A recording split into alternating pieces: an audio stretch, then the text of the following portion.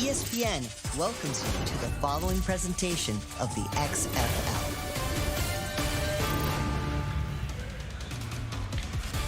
The great city of St. Louis, Missouri, the picture of serenity on this Saturday afternoon. Getting set for the Battlehawks and the Vegas Vipers.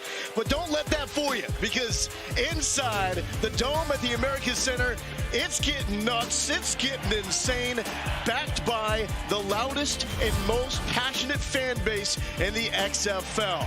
And this is wild. Heading into the final 3 weeks of the season, all 4 playoff spots are still up for grabs. You get this, by the end of this weekend, we could have a 3-way tie in the North. That is, if St. Louis beats Vegas and Seattle beats DC tomorrow. So buckle up, especially for Battlehawks fans, because you're not going to see the star quarterback, A.J. McCarron. He's inactive, did not travel. Here's why. Third quarter against Houston a week ago, comes down awkwardly on his shoulder. Nick Tiano comes in for 3 plays. McCarron came back, finished the game, made some critical plays to help get that win, and the numbers back it up.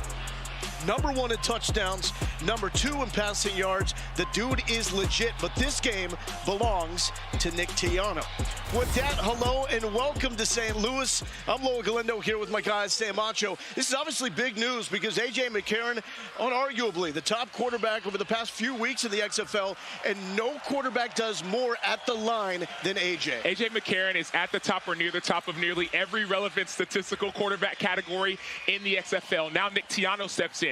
Will he be able to keep up that same production, or will there be a drop-off? Time will tell. And Anthony Beck says that all week long, A.J. McCarron said, I'm good, I can play, but it's his responsibility to protect him and keep him healthy for the stretch run, because if St. Louis wins the next 2, they are in the XFL playoffs. Vegas is the only team eliminated to this point, but they're showing signs of life because of Jalen McClendon. We saw him lead Vegas to a breakthrough win last week. Jalen McClendon last week, as you said, he was 21 for 31, 264 yards and 2 touchdowns. Coach Rod Woodson said, welcome to the Jalen McClendon show. That was at home. This is his second start in the XFL away in front of over 30,000 fans. What will you do when the bright lights are on and the crowd is cheering or booing against you? And let's bring in Taylor McGregor. Thanks so much. Here with Jalen McClendon. What is the key to keeping your offense into a rhythm that you found a week ago? Just staying on the field, just getting first downs, and really just getting everybody the ball, continue to move the chains as we try to get in the box. So this team mathematically eliminated from the postseason, but how would you describe what you still have to play for? Yeah, I think more than anything, we playing for ourselves. Like, unfortunately, we know we're not making the playoffs, but we still coming out with a chip on our shoulders, like knowing that we should have been in a better place, and also knowing that everybody trying to get to the next level. So thanks for your time. Let's go across the field to Ian Fitzsimmons. Thanks, Taylor. Here with head coach Anthony Beck to the St. Louis Battlehawks. How badly did A.J. McCarron, your quarterback, politic to play in this game? Oh, man. Well, listen, A.J. took a little shot last week, came back in that game, finished it, game-clinching drive for us. Ultra competitor, ultra tough. And he was pretty adamant of this week. He wanted to play this game. He's in my office every single day. But, I just shut him down this week. I just think it's better. He looked good in practice, but sometimes you just got to take it out of the players' hands. AJ's got a bright future. He's great for us. He's great for the league. And we'll have him back next week. And how about the League of Opportunity for Nick Tiano today? So it's going to be a good opportunity for him today. But, yeah, AJ will be missed. He wants to be here, but, took it out of his hands. Go get him, Coach. All right, man. Thank you. Well, Fitz, thank you so much. And this St. Louis staff told us before the Week 2 game that they love Nick Tiano at quarterback, so high hopes for him. Here's the spread. Friday, it was St. Louis by 7. It's down to St. Louis by 5 and a hook. Second biggest underdog in a game for Vegas this season. The total is 44.5. And if you watched us with Vegas and San Antonio a week ago, that was drama that came down to the wire. The fans here deserve this. St. Louis, some of the best sports fans in America, they have been longing for football back in their city, and meaningful football at that. If the Battlehawks win the next 2, they are going to the XFL playoffs. Sin-Q Sweeting back to return. Neither team can leave the 30 or 35 until the ball is caught. Sweeting with the seam, trying to beat the kicker to the 50, and Sweeting setting up Jalen McClendon in beautiful field position. What a great return by Sin-Q Sweeting. So he went to Slippery Rock. In 2021, he had a kickoff return for a touchdown. Notice him, great vision, he cuts back. Maybe you trust your speed and try to get in front of the kicker. Great job by Hagman slowing him down. But Sin-Q Sweeting setting up his team for great field position. And Jalen McClendon is first start away in the XFL. Last week for McClendon, just his third start at the quarterback position since graduating high school. That's Superman at tailback, Rod Smith out of Ohio State. We saw him hurdle a San Antonio Brahma defender for a touchdown last week. McClendon started his career at North Carolina State. He was behind two outstanding quarterbacks in Jacoby Brissett and Ryan Finley. Then transferred to Baylor, started one game at Oklahoma State, sat the rest of the time behind Charlie Brewer. His head coach, Rod Woodson, is confused why he has not gotten a shot at the NFL level. Putting together game tape, that's what it will be. McClendon with the legs. And that scramble will be marked short. 0-1. Right at the first down marker. Here's Ray Sherman. 0-1. Here we go. Quads right. H up. Q back. Quads 25 right, read spot. Quads right. H up. Q back. 25 read spot. So you heard that 0-1 personnel. That's no running backs and one tight end. The rest of the bodies in there are receivers. Ray Sherman said you're going to see a lot more quarterback run. So let's see what happens on this play. Vegas did pick up the first down. This is Sweeting, typically at receiver, swallowed up by a Battlehawks defense that is coming alive in the second half of the year. 11. All right, here we go. Even right. H yo-yo 27B salt. H right. Even right, H yo-yo 27B salt. 27B salt, 27B salt. Ray Sherman calling plays without Jeff Bedett. 5 touchdowns on the season, tied for the XFL lead with Akeem Butler of St. Louis. He will miss this game with a hammy issue. Batted down at the line of scrimmage. Carson Wells, a linebacker out of Colorado, with the breakup. Carson Wells, he's one of the most high-energy, high-effort players in the XFL. Notice that zone read look. He engages with the offensive tackle, Jamil Demby, gets his hands up. We saw this last week, an early batted down pass by quarterback Jalen McClendon. Let's see how he adjusts on this play. The dome is alive for 3rd and 10.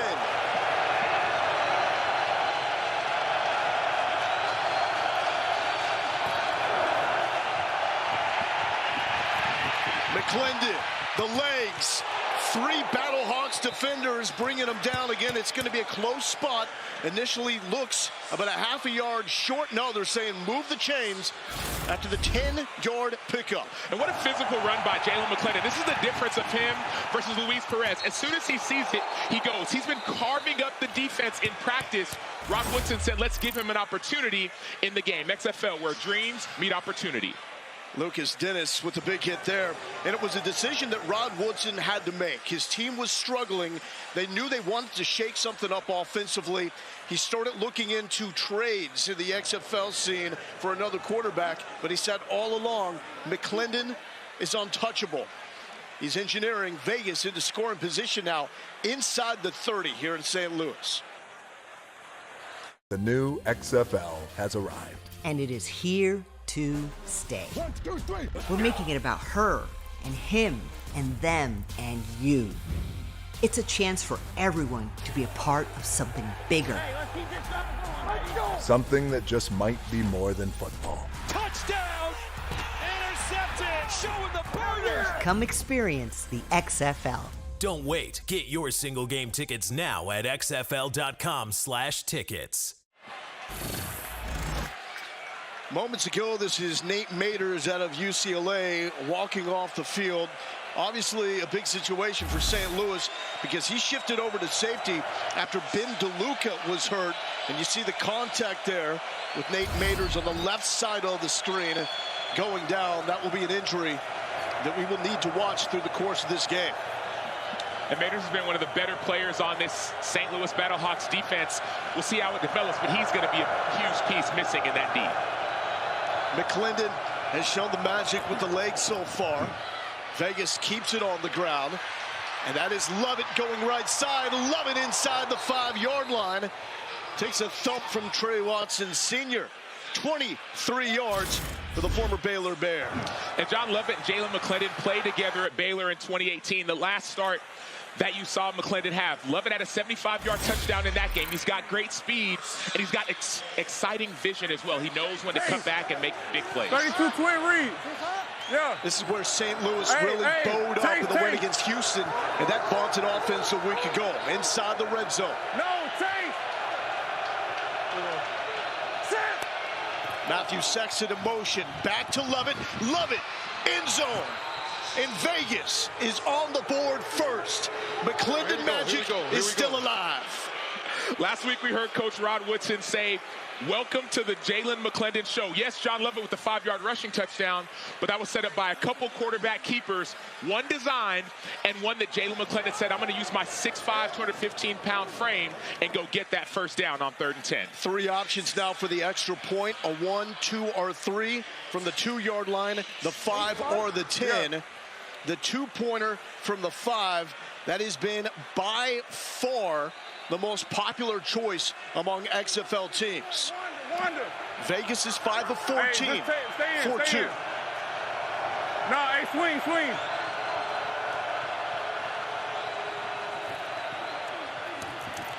McClendon looks to throw, too easy.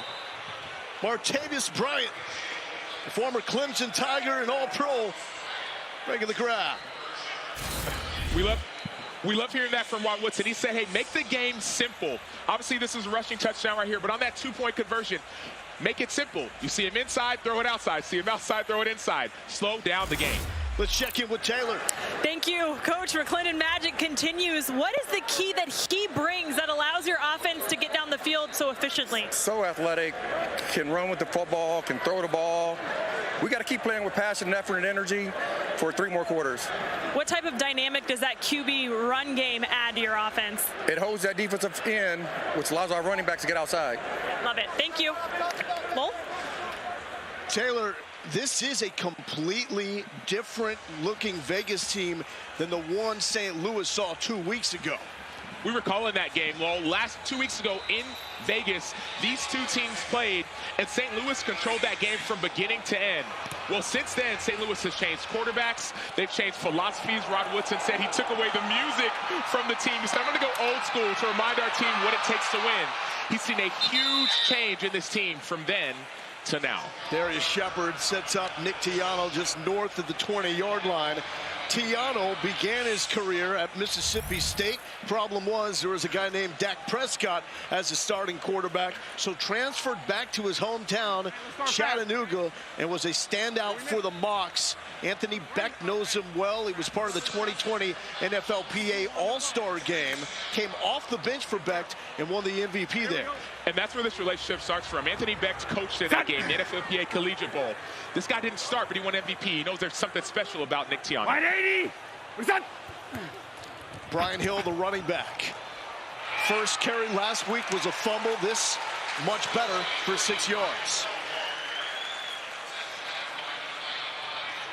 Now, Anthony Beck says that the offense will look pretty much the same, but there's going to be more reading of the defensive end by Tiano because of his running ability. Yeah, Nick Tiano is a more athletic quarterback than A.J. McCarron, so there's going to be a lot more, not necessarily design run, but zone read the defensive end and go if you have an opportunity. He does have a big arm, and here is that quarterback run all the way.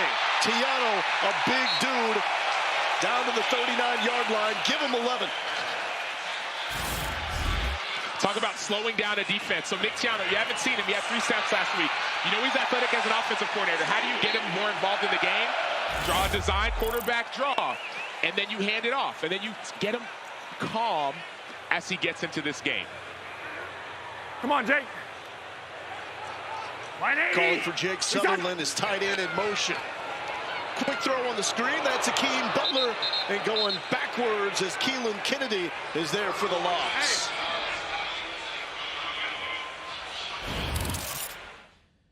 Let's go, baby. Let's have fun. Love you, brother. Love you too, bro. We worked on it. We already worked on it, baby. We've thrown it. You can throw it as hard as you want to. I'm telling you. Let's go, baby. Hey, we behind you Yes, today. sir. Appreciate you, bro. Keep everybody sir. up. I got you. Hey, well, listen up in the huddle, man. You stay on it for me. I'm going to leave that to you. Hey, Sam, that's a guy that's got control, that's feeling comfortable. It's a leadership aspect as well. Sometimes that's what you need. You need to lead other people, but speaking can remind you that, hey, man, I know you're good, but I'm going to be good as well. Let's stay on the same page. And that's the St. Louis native Brian Hill, second leading rusher in the XFL. Good to have him flanking you. But it will be different because A.J. McCarron, his relationship with Bruce Gradkowski gave him so much freedom at the line. A.J. McCarron would often call plays himself, and he knows the offense. And so we'll see how Bruce Gradkowski adjusts with Tiano and not A.J. McCarron. Look for big number 88 in blue, Akeem Butler. Third leading receiver in receptions in the league, and that is off the fingertips of Austin Prohl. Dangerous, could have been going the other way. And we saw the pressure by Vic Beasley on the left-hand side. So that pressure kept Tiano from being able to step up. A dangerous pass, Anthony Becht, a little concerned the way this game has started, but it's just the first series. Go to the sideline, calm them down, have your defense step up, and then get back into this game. Vegas is the only team that's been eliminated from the XFL playoff race. But we tried to tell you weeks ago, they will be a factor in who gets invited to the big dance. They're one of the most confident teams in the XFL. Starting from the beginning of the season, they all believed they could win. Now it's finally coming together with this new quarterback, but we'll see how it ends. Matthew Sexton to the 26. We got Hankies now. Let's listen in. Talk to me when you get a chance. Blocking the back, 24 receiving team. 24 receiving team during the during the return. During the return, we're gonna go good. Half the distance, then 24 receiving team. Yes, sir. Got it. During the return, illegal block in the back, number 24, receiving team. That penalty will be enforced half the distance. First down, timeout. Jalen McClendon and company look very comfortable, especially on the ground. They got 48 yards and a touchdown, all 48 of them via the ground game. The XFL is brought to you by Progressive, the right call to protect your home and car. And this was the right call, bringing football back to St. Louis. They love the brothers of Kaka. The Battlehawks faithful bring it. Week number 4, 38,000 plus. Week 5, 35,000 plus. They got the 400 section open up inside the dome. This city deserves football. The XFL is delivering. Now Jalen McClendon backed up with the Battlehawks faithful bringing the noise. Slippery is Geronimo Allison, the former Green Bay Packer, and that answered a big question right there, Sam, about handling the crowd noise. And what do you do when it's your first game away? It's going to be over 38, maybe 40,000 fans here in the stands. They open up the top level. Last week he could communicate more. This week we'll see how he develops in a new environment. That's what I'm watching for this series. So move the chains. The first reception of the afternoon by the Vegas Vipers, going for 17 yards. Back to the ground. Ron Smith, the former Cowboy, to the 32. T-Mac. Well, when we talk about how loud it is in here, I think it's important we bring up the communication devices that are in the players' helmets to hear the head coach making calls. Each team is given 15 headsets to divide over offense and defense, the players that they want to hear the call. Most are given to offensive position players and skill players, and then the center. But for Vegas, they gave it to their left guard, Mike Miller, and that is because of his experience with St. Louis calling plays. So he wears that device, and hopefully that experience can help with this crowd noise. McClendon with another scramble for first down. And Michael Miller is a smart man. He is still currently a high school math teacher. He jumps on Zoom calls with the students during the week as he plays in this league. And when you're the communicator on the offensive line, that's the most important position, whether you're the center or the guard making the calls. And so Mike Miller making these calls will help soothe down his quarterback, the entire offensive line, and the receivers as well. Everyone will be on the same page. Chase. Here we go. McClendon, little swing pass to Sexton off his fingertips. And Taylor, we don't hear too often about offensive guards also teaching math. And you also don't hear about a guy's students coming to watch him play. That is the case with Mike Miller here today, a high school math teacher at Washburn Rural, about 4 hours away from here, and in attendance he has about 50 friends and family and students here to watch them. So he's excited to catch up with them after the game. Pretty special moment for him here this afternoon. That is awesome. That is what it is about. Opportunity for those students that they'll never forget either.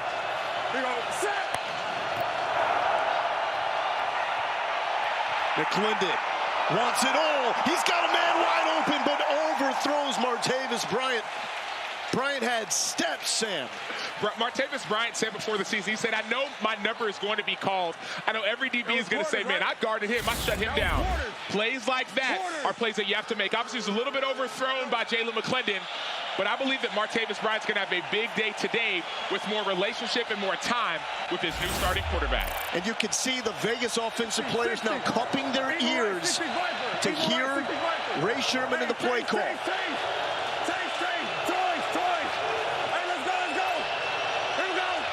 Loudest environment in the XFL. McClendon with time. Sexton is open at the sticks. First down, Vipers. Matthew Sexton in the slot, a great security blanket for his receiver, for his quarterback. On. Ball right week on. 28 ball same. Hey, 28 balls, 28 balls. Hey, Wonder. 28 same. Hey, here we go. Smith, right side. Smith swallowed up by Mike Rose and Silas Kelly. Mike Rose, the former Big 12 Defensive Player of the Year out of Iowa State. Some good Midwest flavor in the house here today. 11. 29 pin. 11. Yeah, Wonder. Sure, the 28 play call, that was to the right. This 29 play call is going to be to the left. 11 personnel, that's at 3 receivers, 1 running back, 1 tight end. That's why you saw Sexton get back in there. Here's the pressure by Willie Harvey up the middle. Going backwards, but we do have a flag down. 56. I think it's 51, yeah. 51 that went in, made the tackle. Just make sure. I want to get the number. 56, 5-6. Got it, 56. Offside, it's going to be still second down, right? Offside, number 56. Defense, 5-yard penalty, still second down. So Harvey got there, but that was called on Travis Feeney out of Washington. Front 7 for St. Louis has played at a ridiculous level the past couple of weeks. They have, and Mike Rose has been a huge part of that story, as has Willie Harvey on the inside. Both of those players are the reason why this defense is playing well, along with Kevin Atkins and LaCale London. Pistol set for Vegas here with Rod Smith behind McClendon. That's Brian Burt actually with the carry, and Burt showing the burst down to the 25-yard line. So Brian Burt out of Fresno State giving Rod Smith a blow. And this offensive line has been outstanding. You see Jamil Demby on the left side. He has NFL experience, had an injury. He's opening up that B gap for Burt to run through. And so this is helping Jalen McClendon with the crowd noise. All these little runs, it keeps the crowd out of it because the offense is moving down the field.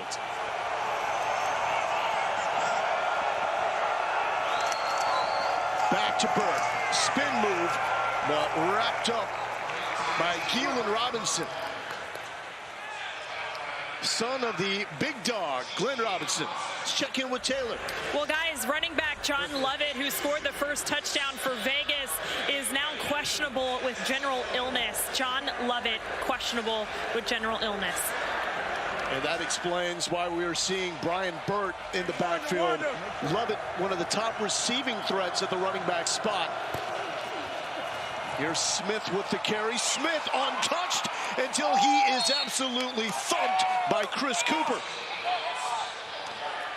This St. Louis defense, and I know it's early, but they're going to have to shore up on the run. We saw a few weeks ago when they played D.C., they gave up a few really big runs. What's happening is some of the defensive linemen are getting stuck on blocks and not able to get in their gap.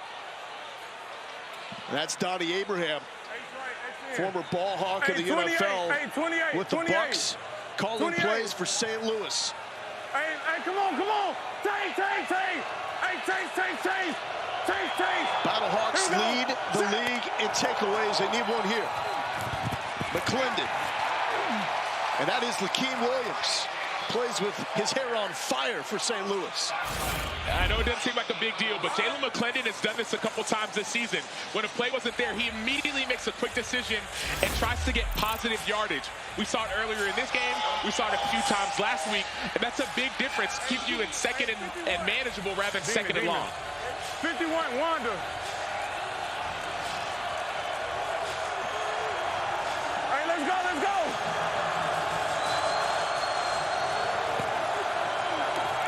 Smith is open out of the backfield. He's got to beat one guy. He thought about another hurdle, but is met in midair. Still gets it done. It's going to be 1st and goal for the Vipers. Rod Smith last week had a play very similar to this. He was in open space. He caught the ball. He was able to hurdle over a receiver or a defender. This time, 1st down, no touchdown. Rod Smith, 55 games in his NFL career. Hey, jumbo right, tackle suffer, 26 degrees. Last in 2019 with the Raiders. Tackle suffer, 26 Most of his snaps in the league on special teams. Come on! Snap gets away. McClendon goes down. Travis Feeney chased him down. That changes everything. Well, yeah, I'm seeing Aaron snap. Get out. Great job getting on top of the ball, but that crowd noise, that snap was not only Aaron, but it was unexpected. McClendon was not ready for the snap, even though it was high. Now we're seeing John Lovett check back in the game. 61, so apparently whatever was ailing him, he's over it. Let's go, when you have a medical staff that can check on you quickly, you get everything set up and adjusted, and get back in the game. It's not smelling salts, it's smelling the end zone. Lovett is there, but overthrown, out of his reach. Hey, take this all in. St. Louis, we gotta get in faster. You've earned this moment as we come to the end of the first quarter, up until the final 2 minutes of the half, when it got a clock that runs after the ball is spotted, even after out-of-bounds plays or incompletions. Battlehawks down, but their fans are not out.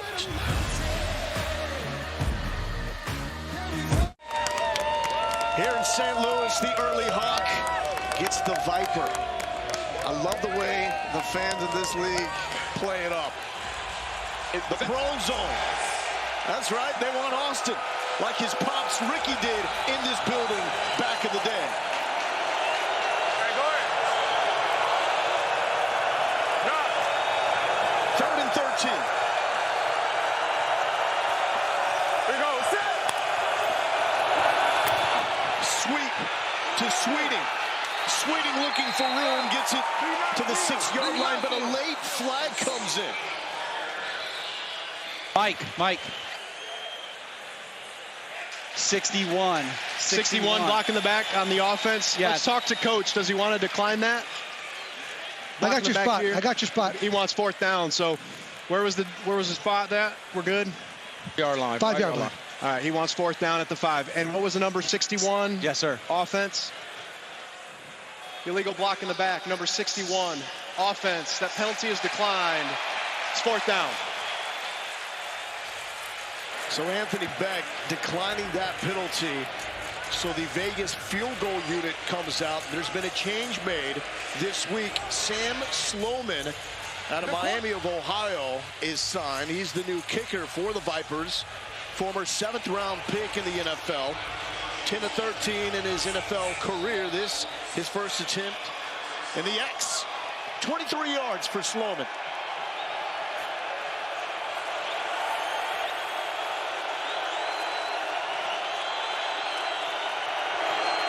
Sloman's kick is up, and a good start to his Vipers career, as it is now a 2-possession game. Rod Woodson has to love it. Good stop. Yeah, and I love the decision to kick right there, and I feel the momentum. I understand the momentum, but there's wisdom in getting the points. You're at the 5-yard line. If you don't get points, now there's that idea of momentum to the other side. No, by the way, The St. Louis Battlehawks are not playing with A.J. McCarron. They are playing with the backup quarterback. So you get the points. You trust your defense, which played outstanding last week. They played lights out last week. There's almost like a new identity. And then you get points on the other side. Week 6 in the XFL continues next with the Renegades taking on the Guardians. Former Vegas quarterback Luis Perez expected to make his debut for the Renegades. And tomorrow afternoon, we got a doubleheader starting with San Antonio and Houston at 3 Eastern on ABC, followed by the Defenders and Sea Dragons on ESPN2. Every game is also available on ESPN+. The North is ridiculous right now. We need to figure out who wants to win in the South, as Houston looked like the runaway favorite. They've lost 3 straight. Here is Shepard, the most dangerous return man in the league. And this will be drive number 2 for Nick Tiano, starting at the 27-yard line. Let's listen in to his head coach, Anthony Beck.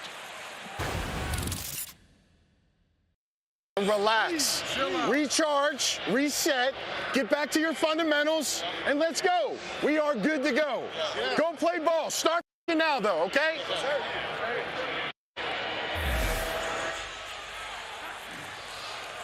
Tiano getting the start for A.J. McCarron, who did not travel after hurting his shoulder in the 3rd quarter against Houston. Tiano throwing on the run. That's the 2nd dangerous pass behind Austin Proehl. It looked like C.J. Avery on the inside. He's an every down linebacker. That was great vision. He turns and he runs with the receiver. Doesn't have the effect, and then backs the ball down. One trips right, Haas. One trips right, 51 Haas. Wide spot. Trips right, 51 Haas. Wide spot on one. St. Louis, perfect in every game except the 2 against the favorite to win it all, D.C.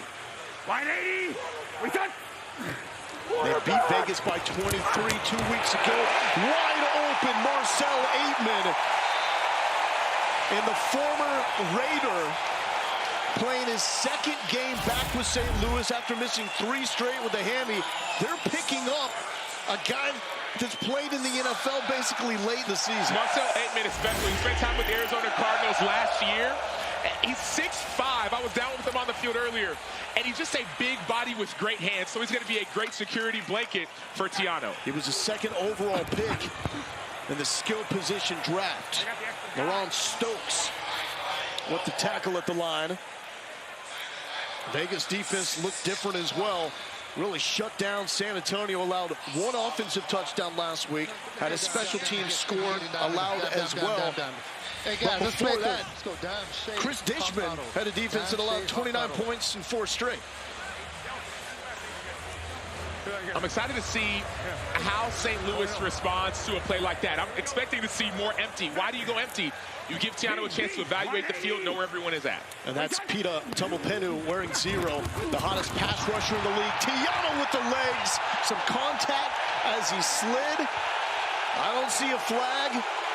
Austin Proehl is saying, hey, protect my quarterback, give me one. That's going to be a 1st down. Yeah, and so you see, we call him D-Train. Deontay Anderson coming in on a late hit. Now, Dean Blandino can review this when it comes to player safety. He can look and slow down the game and make an adjustment. And this is a play that Anthony Beck can also challenge. You see the red dash below the timeouts. You get 1 challenge to challenge anything. Have to have a timeout to use it. Tiano throwing sideline looking for Aitman. And that was Deontay Anderson that time trying to prowl on that football. The 2 positive plays we've seen from St. Louis, both have come in empty. They've spread out the defense. You can no longer hide or disguise. Tiano has run 1 and pass 1. I expect to see much more of that to get Tiano more relaxed in this game. And we talk about nerves. Can only imagine what Tiano is feeling making his XFL debut. He has had all week to know that he's going to be the guy to get the start. Quick pass. That's complete to Steven Mitchell. Fitz. Coach, what are you seeing from your quarterback so far? Yeah, you know, he's settling in, gets the ball. We got to stop them on defense, get him more chances on the football. It's a good drive right here. We got to find a way to punch into the end zone. He's using his legs well. I like that. So we got to continue to keep mixing it up. Thanks, AB. Low. In that in-between territory now. At the 32. With a 3rd and 3. 180, we should hard. 180. Tiano wants the end zone. Big Akeem Butler. Got it. Give him another one. 32 yards. And Akeem Butler is now your XFL leader with 6 touchdown catches. Great read by Nick Tiano. Saw the middle of the field open, and Akeem Butler did the rest.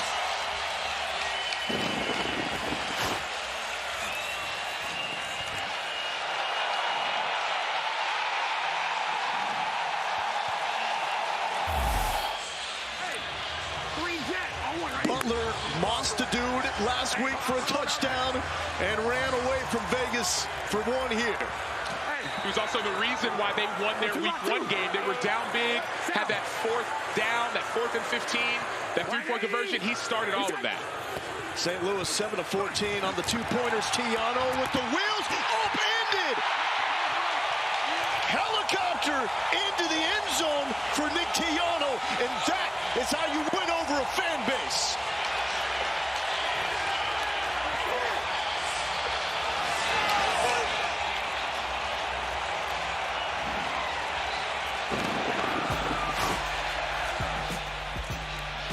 Talk about getting the crowd involved. Nick Tiano, he sees it, sticks his foot in the ground, and flies into the end zone by any means necessary.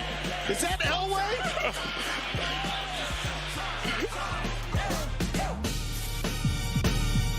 In the XFL, an incredible play What an unbelievable grab! can mean so much more on the journey to the division championship.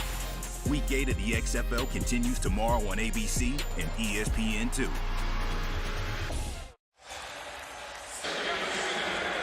.57 to go in the second quarter. Vegas leads St. Louis 11-8. I'm here with Nick Tiano, quarterback of the St. Louis Battlehawks. You just had a helicopter conversion there, Elway-esque. Take me on the field, man. When you see that moment, what's that like? Just take us there. Yeah, man, I saw, they played coverage, felt it kind of open up in the middle, and just figured, hey, I can lower my head and go get 5 yards, man. O-line did a great job. As far as first start, how's it feel so far?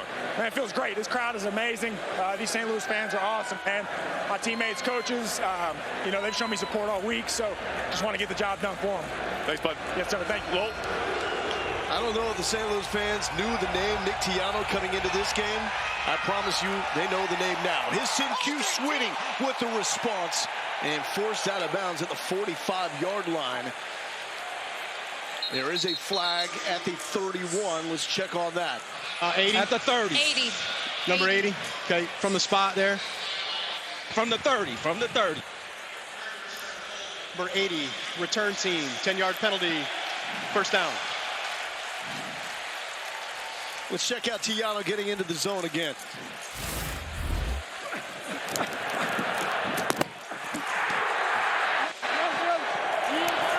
Let's go! Let's go! That's what I'm talking about! That's it! Let's go! Just looking for a chance to play. That's the story for both McClendon and Tiano. They've both had to back up some amazing quarterbacks in their careers. Now they're getting their shot. McClendon goes straight to Sexton. Sexton staying up for 7 yards. And sometimes all you need, Lowell, is that opportunity. Rod Woodson said earlier, I needed to play Jalen McClendon because he's never had the opportunity. Now Nick Tiano's getting his chance as well. That's what this league is about. 33 Q dart, A attack. 33 Q dart, A attack. 33. And you love trades that help both teams. The trade from Luis Perez from Vegas to Arlington helps the Renegades in the South try to lock up one of the 2 spots. Helps Vegas mess up some playoff plans in the North. McClendon carrying Lakeem Williams for the first down. We saw last week, Jalen McClendon had 25 rushing yards at critical moments. If it's not there, you take it. And he's such a big body. He's 6'5". He's 215, so he's falling forward and not falling backward. Most quarterbacks, when they get hit, they go the opposite way. Jalen McClendon is changing that definition. On the left. And he wants to learn. Monday was a player's day off. He was in the coach's office going over run plays and pass plays that he likes with Rod Woodson and Ray Sherman, the OC. There's Smith Smith still up, lowering the shoulder just shy of the first down. Jonathan Alexander bringing him down, but that's 9 yards. Catch episode 6 of the XFL docuseries Player 54, Chasing the XFL Dream, Thursday at 5 Eastern on ESPN2. Available to stream immediately after on ESPN+. Directed by Peter Berg, this 9-part docuseries chronicles the creation of the XFL under new ownership and provides an all-access look at all 8 teams. Hey, we talk about opportunity. Destroying is in the house. Was in the house last night for his one-on-one battles. We had a chance to check that out. Amazing experience. He's going to be joining us in the third quarter. And there's so many NFL players that come. So think about it. We saw Jamison Williams. He pulled up to destroying one-on-one battles. And then all these players, high schoolers, college players, get opportunities to do one-on-one. You win 10,000, but also there's scouts watching. There were some XFL scouts watching those one-on-ones. And the leading receiver in the league, Ja'Cour Pearson from Seattle, made his name at one of Destroying's events in Detroit. You got swing. A swing. Wanda. Rod Smith, the tailback. McClendon making his second straight start out of Baylor. Swinging it to Smith. Smith with the first down, and the tackle made by Mike Rose. Fitz. Starting safety Nate Mater's already out with a concussion for the St. Louis Battlehawks. Now Jonathan Alexander is in the injury tent, Lowell, with a right arm injury. Oh, the secondary getting thinner in front of our very eyes. Sam, how do you adjust to that mid-game? Well, if you're the Vegas Vipers, you try to notice that, and you would take a deep shot. Attack the people who are in new positions. Nate Mater's in a different position. So take that opportunity to make a big play. Little delay. And they going back to the ground to Burt. What was that little delay all about with that play call? Well, it's about timing, and so sometimes you take that extra step to set up the timing for the offensive linemen. So not all plays are designed the same. You need your linemen to get down the field. You need guards to pull. So that delay allows you to get that timing perfect to get positive yardage. Troy left off. Hey, Troy left off. Hey, 27B alert bubble. 27B. 27B. 27. 27.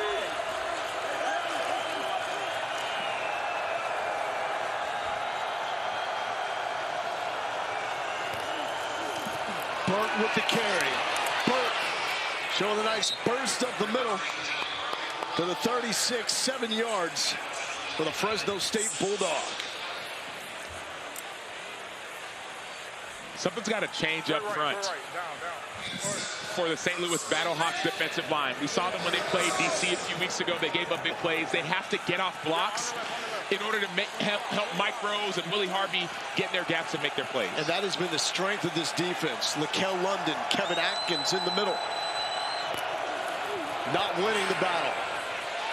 Swing pass to the tight end. That's Cam Sutton, also out of Fresno State. Well, you notice Brian Burt is in, and Smith is coming right back in. He's been dealing with a back injury, so pay attention to that. And then John Lovett, who I mentioned, was dealing with general illness earlier, now dealing with a hand injury. So pay attention to the shuffle at running back that Vegas is dealing with right now. Keeping you busy on the sideline, Taylor. Sutton in motion, empty for McClendon. Draw. And hit instantly by Travis Feeney. Travis Feeney out of Washington has been an absolute monster. Sacks in back-to-back games for this Battlehawks defense. And setting up a third down. Let's go! On your feet here, inside the dome.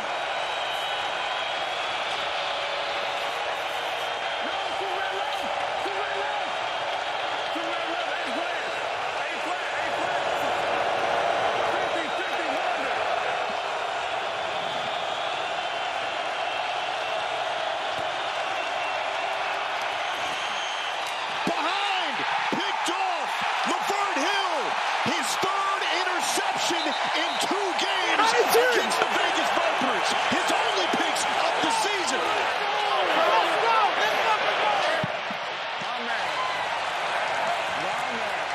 All Laverne Hill does is pick off Vegas Viper quarterbacks. Number 3 for the Michigan Wolverines.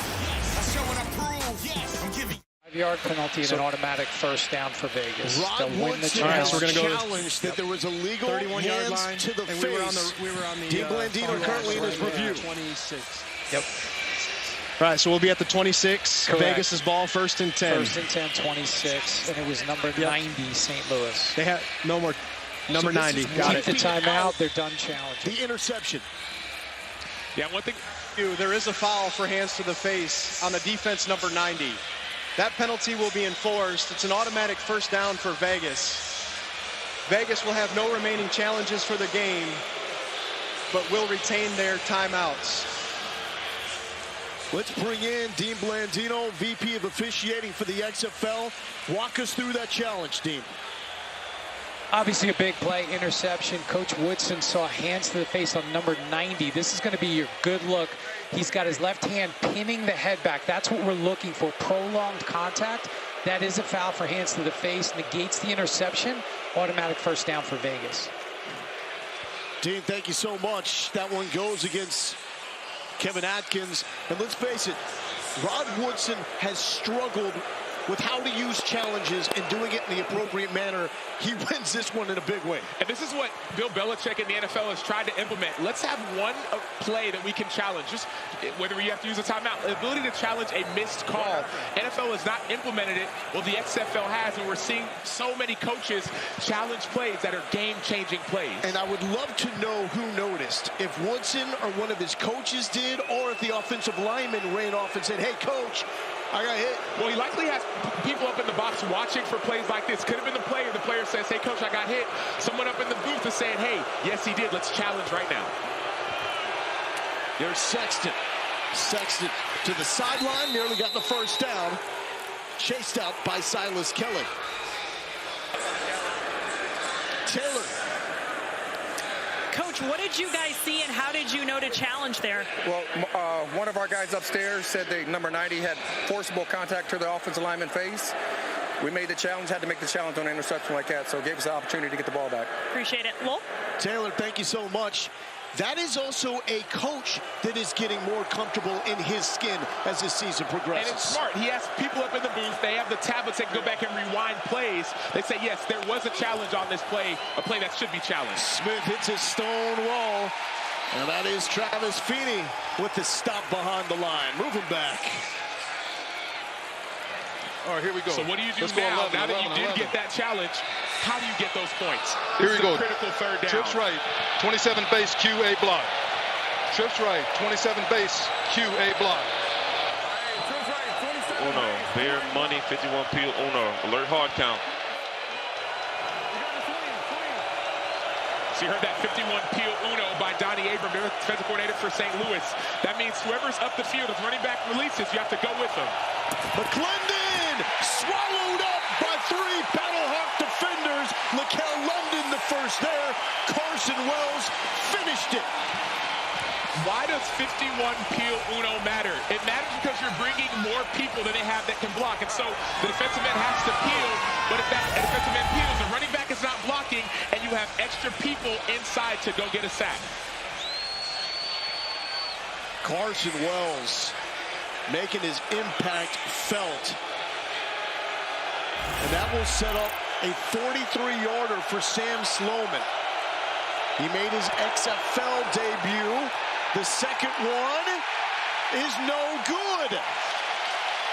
So after all of that, you lose your challenge, and you're giving the ball back to St. Louis near the same position that interception happened. You still have to make that challenge. Obviously, hindsight is 20/20, but you have to make that challenge. Sam Sloman, new to the team this week, has NFL experience.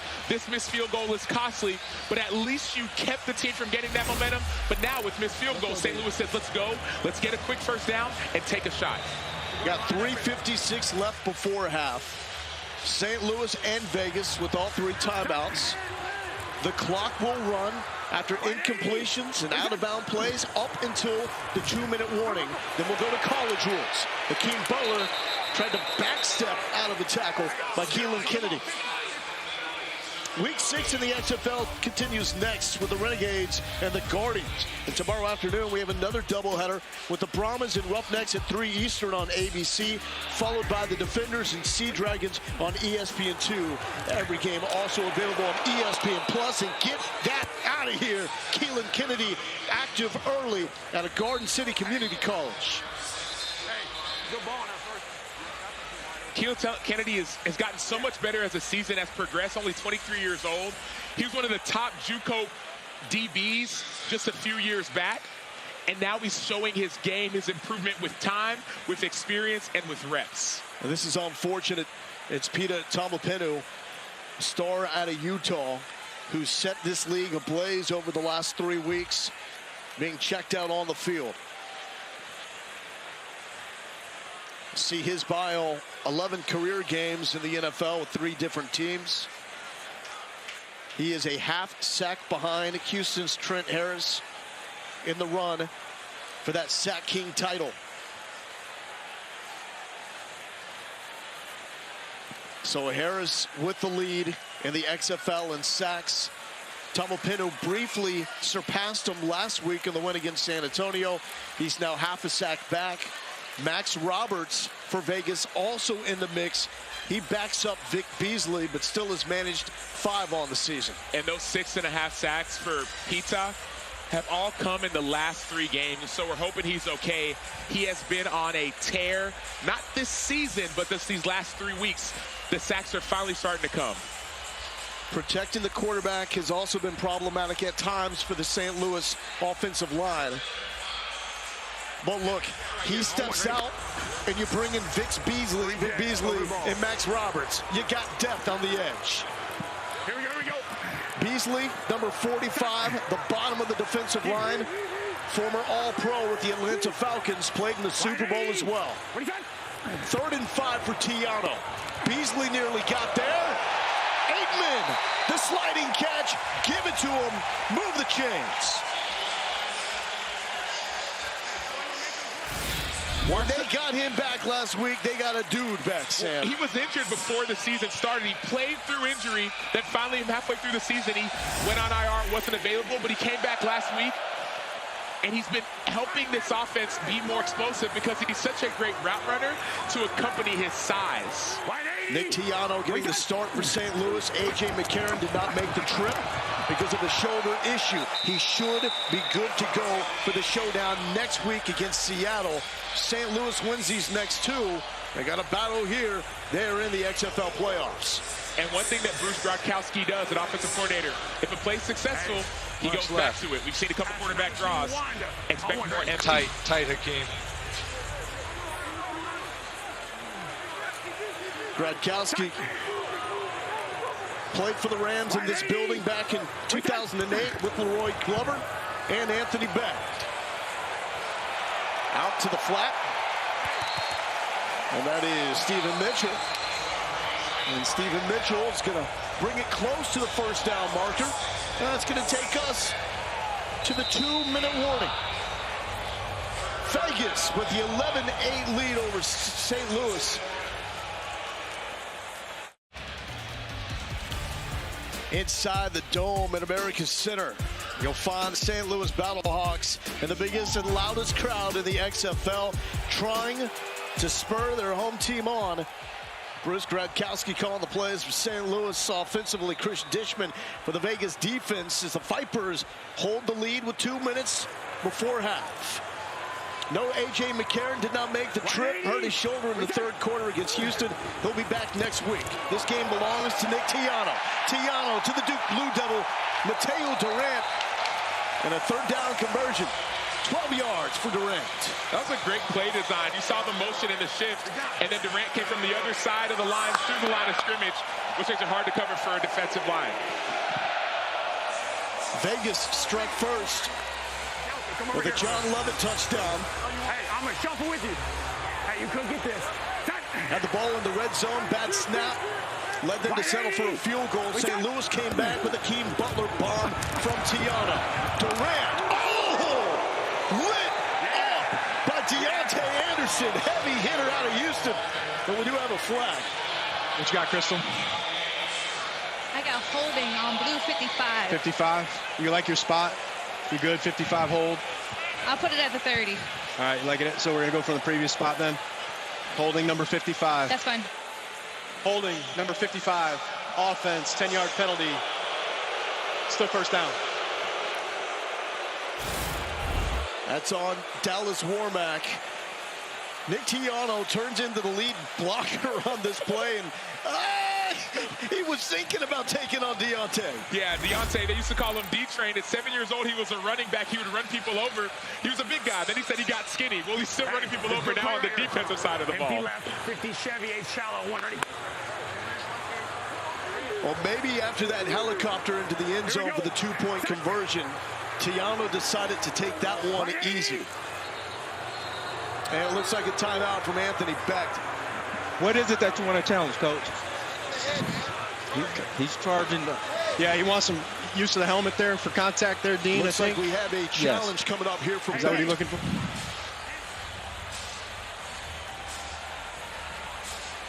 Looking at that regardless, or it has to be Okay, so yeah, I know Dean's going to look at that. Dean, talk to me on that. Yeah, so he's challenging the use of helmet on the tackle, correct? Yeah, he is challenging on the tackle on the runner there. Okay. And that's what we're looking at, and we're going to challenge that with a timeout.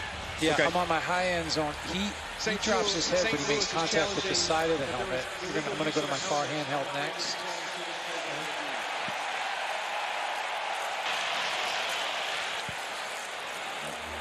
So I'm looking at side of the helmet. I've got a really good look. I can see the crown the whole time. Definitely forcible contact, but he's a runner. He's not defenseless. And I've got contact with the side of the helmet. Yep, I'm looking at it. Go ahead. Yeah, that's the one we started with. All right, Mike, there's no forcible contact with the crown of the helmet. It was the side of the helmet, so there's no foul. So you're going to lose the challenge and charge a timeout.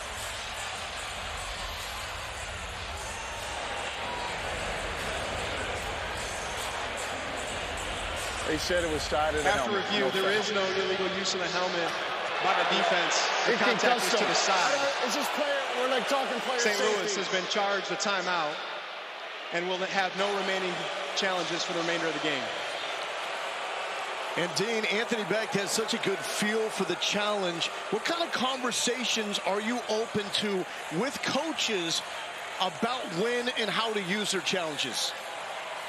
We have a lot of conversations because this is new, right? We haven't done this at any level of football where they can challenge fouls or potential fouls. So we want them to have a better understanding of how we're looking at the plays. So I have those conversations during the week with all of our head coaches. Thank you, Dean. 1st and 20. Tiano on the money.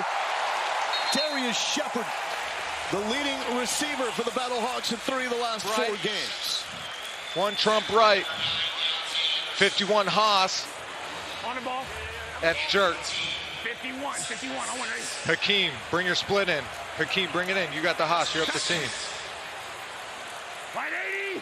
Gronkowski talking to Hakeem Butler. Ball going to Pro to the 20. And we got a flag. He's older to play the first down. 28. Going with a face mask 28 defense there. Talk about it. Had a face mask on the runner. We're good. Hold on. We're good. We're good. Didn't you have it? You got it. Good. There is no foul for face mask on the play. Still first down. Sam, I don't know if there's a better receiver in traffic in the XFL than Austin Prohl. He's been outstanding, and he's done this from week 1. We saw in that comeback that St. Louis had in week 1, he was a critical factor in traffic. And week 2, week 3, every time, whether it's Nick Tiano now or it was A.J. McCarron need a catch, they go to Austin Prohl. That game winner against San Antonio had 3 defenders on him. Kareem Walker now the running back. Tiano on a roll picked off in the end zone. Marvin Evans taking it out. No flags, and you can count that one for the Utah State Aggie, Marvin Evans. And you can also also count the defenders in the area. I get it, you trust your receiver, but that's a bad decision when you're inching towards the red zone. You have 3 different defenders in that zone, and so you start to get comfortable with the guy, but you're leaning off your back foot. Could have been picked off by a few different players. At that moment, it was Marwin Evans. He was looking for Prohl, didn't get him. And meanwhile, much to the dismay of the St. Louis fans, the Vegas defense took it all the way down to the opposite end zone. Had a little personal celebration. And Marwin Evans spent time on the Green Bay Packers 53-man roster in 2016 and 2017. NFL experience, it shows right there. By Vegas taking points off the board. McClendon back to work. And it's Bryant. He gets out of a tackle. The Clemson Tiger takes it inside the 40. Taylor. Here is Marwin Evans. How did you read that play? Well, they've been doing double slants on us all day. So I just knew, like, if I catch him in the right play and he missed the throw, I can get it. What's been the difference defensively for you guys this week versus when you played them 2 weeks ago? So everybody just playing the calls. Everybody's just doing what they're supposed to do, and we just more focused. Thank you. Lowell? 39 yards there for Martavis Bryant, former standout in the NFL with the Steelers. Jalen McClendon back to work. Comfortable, but nearly threw it into the midst of Elijah Hamilton, who tumbled down 7 times after almost picking that one off. Man, we're seeing so much back and forth, and that was a great play by Elijah Hamilton. You see McClendon staring down his receiver. Hamilton knows he can undercut that route because he has help over top. And so that's why you saw him get underneath that pass and try to pick it off. 40 seconds, under 2 minutes. Clock is stopping after incompletions, and it will pause while chains are moved after first downs. Burt makes the catch one-handed, and Burt has himself the first down. So as you mentioned, Lowell, the clock will stop until the chains are reset unless you see a timeout call. 28 seconds timeout, Vegas. Or did they rule him short? They did. Vegas by has a called yard. their first charge timeout of the first half. And I think that's what Rod Woodson is wondering. Come on, he was on top of the guy.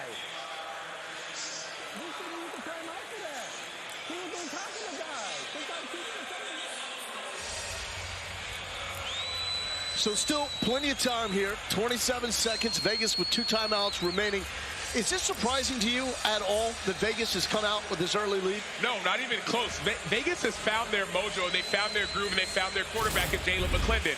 Now, this is and was going to be a test. How will you respond to tens of thousands of fans when adversity hits? You threw an interception. It was challenged. So that's why I'm not surprised, because this team has found their mojo. But it will be interesting to see how they respond right now. The last 2 minutes of the first half and the first 2 minutes of the second half are Previous everything. play is under further review. After review, the runner has gained the first down at the 28-yard line. It's first down, Vegas. So now we got to sort out the clock and the spot. Let's listen in. And they still wanted the timeout, yes? Yes, he wants a dead clock, so he knows. Yeah, he's we're good. good. It's going to be first down. It's going to be a first down at the 28 now, so we're playing 1 and 10. Make a note of that. First down, 1 on the box. Get cold.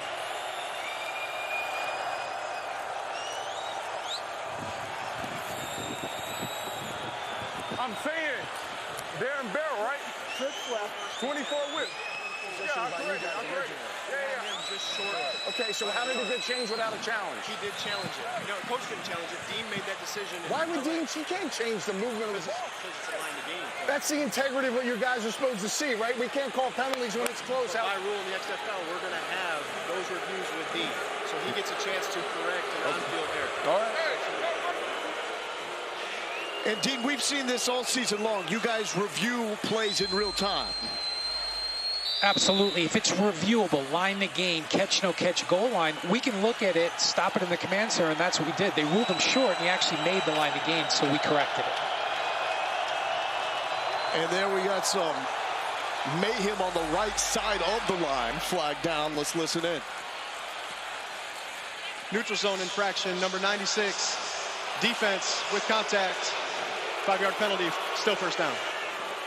And Anthony Becht knows whether it's line to gain or catch or no catch. He knows that Dean reviews those plays. So you notice there's a bit of frustration, but the frustration is the fact that, man, why are they getting those calls? And it feels like I'm not. That's just that emotional part of the football game. Brian Berg stays in at running back on a 1st and 5. 28 seconds left. 2 timeouts for Rod Woodson. Looked like a busted option pitch. And the great speed of Carson Wells tracking Burt down. Carson Wells has been clocked at 21.88 miles per hour on the Catapult GPS system that all these players in the XFL wears. That's number 4 overall for a linebacker, right? And that is the top time registered for a guy that's not a DB or a receiver. And these catapults, they measure speed for all players. And Carson Wells is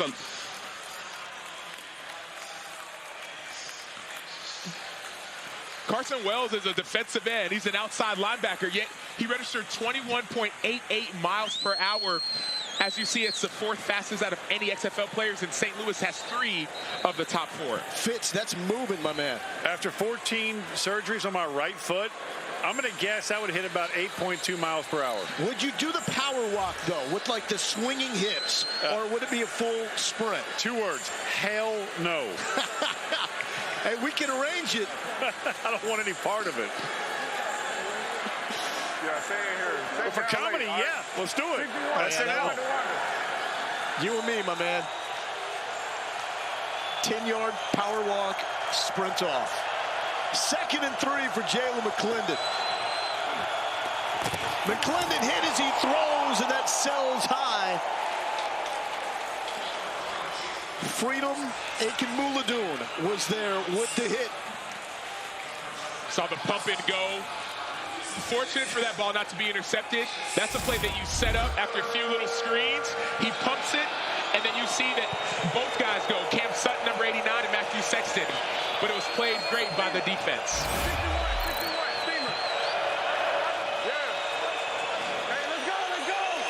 It is loud in the dome.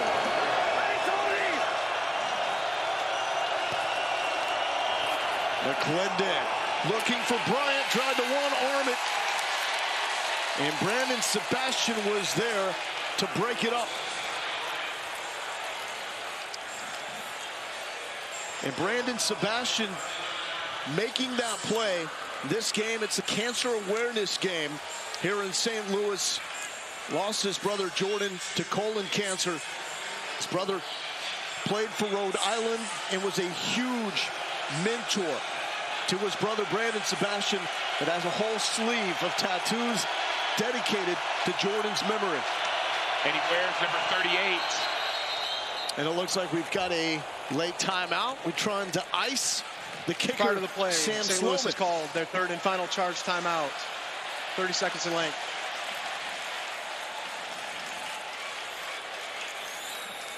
Brandon Sebastian wears number 38 because that's the number that his brother wore. We see Sam Sloman wearing number 38. This is also a 38-yard field goal. And so that number means a lot. The team motto, or his family motto for Sebastian, is dominate the day. And so you saw that play like that, forcing his 38-yard field goal. It's in honor of his older brother, Jordan, who we lost to cancer in 2014. Excuse me, 2017. Plays every game in his spirit. And he's making his older brother proud. One of the top playmakers defensively in the XFL. Let's do it again. Sam Sloman misses last one after hitting the first. Oh, we've got a fake! And is it gonna work? No! Out of nowhere, we have the tight end, Cam Sutton. Wow, did not see that coming, Rod Woodson. But the St. Louis Battlehawks do. Every day in practice, anytime you do a field goal, you work on fakes, and the special teams coordinator will work on a fake every single day. You never know when it's coming. But you saw every player on that St. Louis Battlehawks defense, they stayed with their coverage. You work on this all the time. You never know when it's going to happen. And great job by Chris Cooper to track that one down. Fitz. every special teams coordinator, my brother coaches with the Carolina Panthers with Chris Tabor, special teams, they carry 2 or 3 fakes that they want to use every single week. But Lowell, Sacho, in that moment right there to run that one, I don't get it. That's just me. Why not take the points and go ahead and add 3, and you're going to run that fake, that play right there? Fitz, is that a lack of trust with the new kicker? And if that's the case, then why aren't you just lining up and going for it, right? Thank you. The latter part. I mean, but again, every special teams coordinator, and Sam, you played special teams, man, you know that they have certain plays that they want to run every single week they carry with them. Their top 2, their top 3. And to run that right there, I don't get it. Well, it is a team with nothing to lose. Vegas is the only team eliminated from the XFL playoff scenario as Tony Adams is being helped off. The key for Rod Woodson, he said, we're trying to put stuff on tape for our guys to get a shot in NFL camps and to get a shot to come back to this team. So XFL teams will retain rights to their players on their roster for next season. Let's check in though with Taylor. Coach, what went into that decision to run that play there? Well, I should have got out of it once I saw the rush coming from the side that was coming on. We should have called timeout and kicked the field goal. Appreciate it. Lowell? Taylor, thank you so much. Vegas, however, will go to half with the 11-8 lead, trying to make it 3 wins in their last 4 games. St. Louis, they know if they win this in the next one, they are going to the XFL playoffs, but Vegas is getting everything to make this a battle for the Battlehawks here in St. Louis. Halftime coming up inside the locker rooms as well. This class of quarterbacks, they each were born to take this stage. Only question is, which team believes enough to take them? The NFL Draft begins April 27th on ESPN and ABC.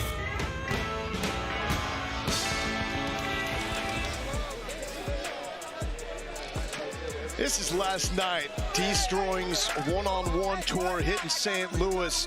Within an hour of announcing they were coming here, on Tuesday, they had 1,000 people signed up, and we were on hand as they eventually got down to one true winner in these DB receiver one-on-one battles. It was electric, Sam. And everyone pulls up to opportunities like this. We saw first-round pick from Alabama, Jamison Williams, just show up. He just showed up out of nowhere.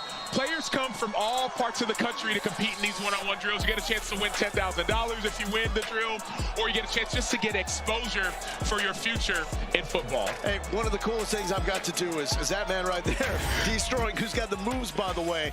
The way this whole starts is you get the receivers working out in front of D, and D is hand-picking the guys. 75, they're going to compete in the one-on-ones. He gave me one of the bands, and he was like, hey, I want you to look at the routes, pick one of the guys that's deserving. And I got to pick one of the guys out, but that meant so much to those guys competing. And while you were picking, I was having a conversation with D, and one of the receivers, he didn't get a chance to watch his route. This guy was so upset. D, you got to see me. I was with you guys in Chicago 2 weeks ago. I wanted a band. Now I'm here. Watch my route. And D went back and watched this guy's route. Hey, these days, it seems like everybody wants to be an influencer, at least by title. There's only a handful of people that actually fit the definition of influencer, and D is one of those guys because that was influence that packed this dome last night with guys all working their way to try to bring home $10,000. We also have D in the building. He was mic'd up before the game.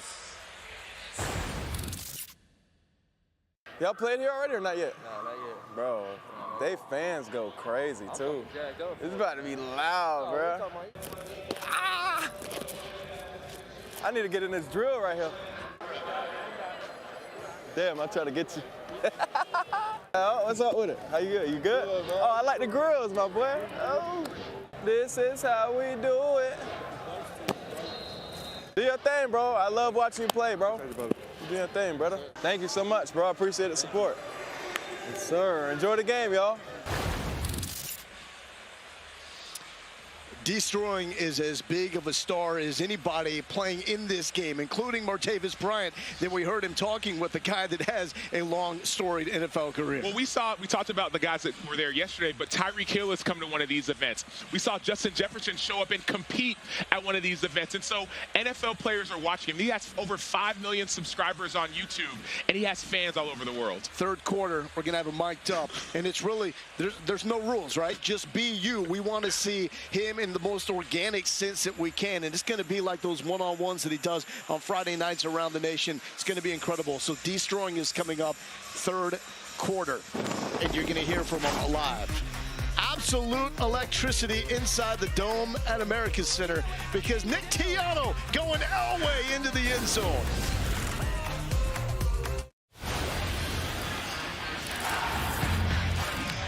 Let's take a look at today's game flow, brought to you by Progressive. Nick Tiano making his XFL debut. Hey, you could get this. Shut. Hey! Sorry, ass.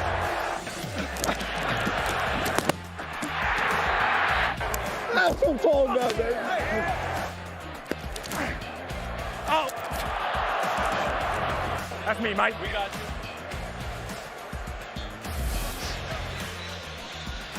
Absolutely. Love the composure. Let's get into the first half stats brought to you by Progressive.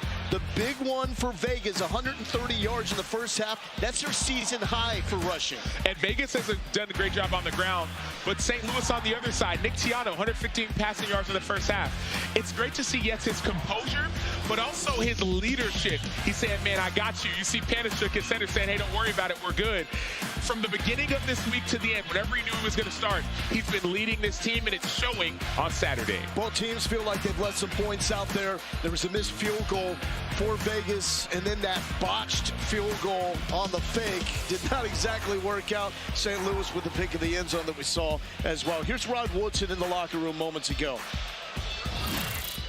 We're playing our best football. What we got to have? Passion, effort, and energy. 2 more quarters. Show them what the Tigers are about. Sustain, all right? Let's go. Ain't no score again. Hey, man, I need 30 minutes from y'all boys, man. 30 minutes of hot, man. 30 minutes of passing, bro. That's Savon Walker asking for 30 more minutes to make it 3 wins in 4 games. And I played with Savon when I was with the Chicago Bears. He's with the Bears as well. Though he was young, he always led. And you see him leading in the locker room. You saw Jawan Johnson, number 20, saying no more points. This team, this Vegas Vipers team, they believed in themselves from the beginning. They started off slow, but it seems like they're finding their groove. But St. Louis is saying, hold on now, this is our house. You better come through us first. Back-to-back wins for St. Louis. Vegas is hot as well. How about the XFL North, though? You can easily make the argument that the top 3 teams now are in the North, with D.C., followed by St. Louis and Seattle. Big one coming up next week with Seattle and St. Louis. You may be able to make the case that Vegas is the 5th best team behind Houston. You could definitely make that case. And those 3 teams you talked about in the XFL North, they're 6-1, 5-2, 5-2. Houston, the team leading the XFL South, is 4-3. And so the North is strong. The South has a little bit of catching up to do. Shepard will start with the football. And we have a flag down. I believe this is going to be a player for 89. Vegas leaving early. Coach, 5 yards from here or re-kick?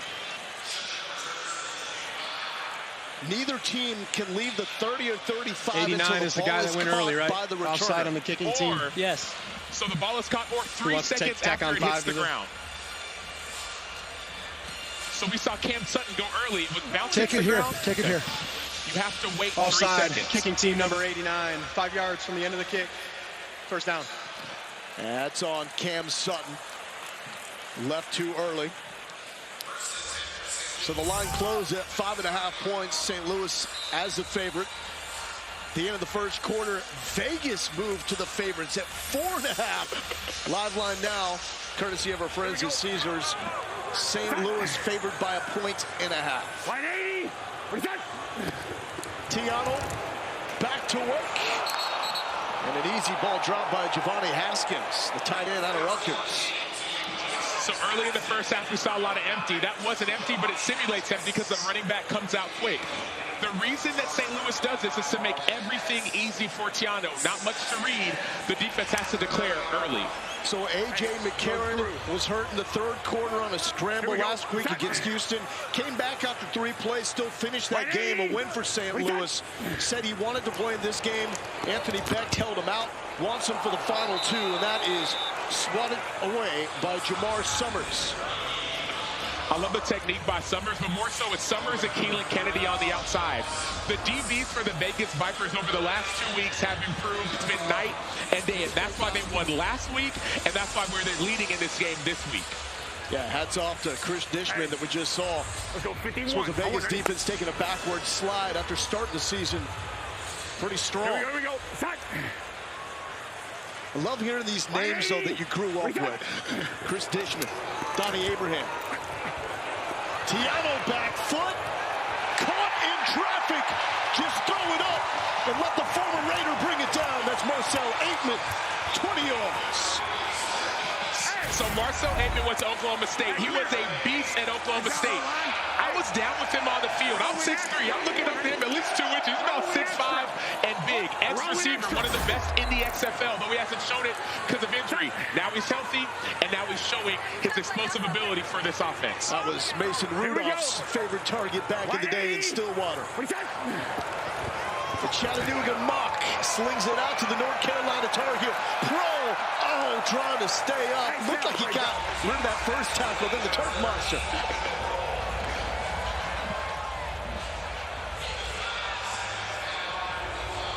Left back.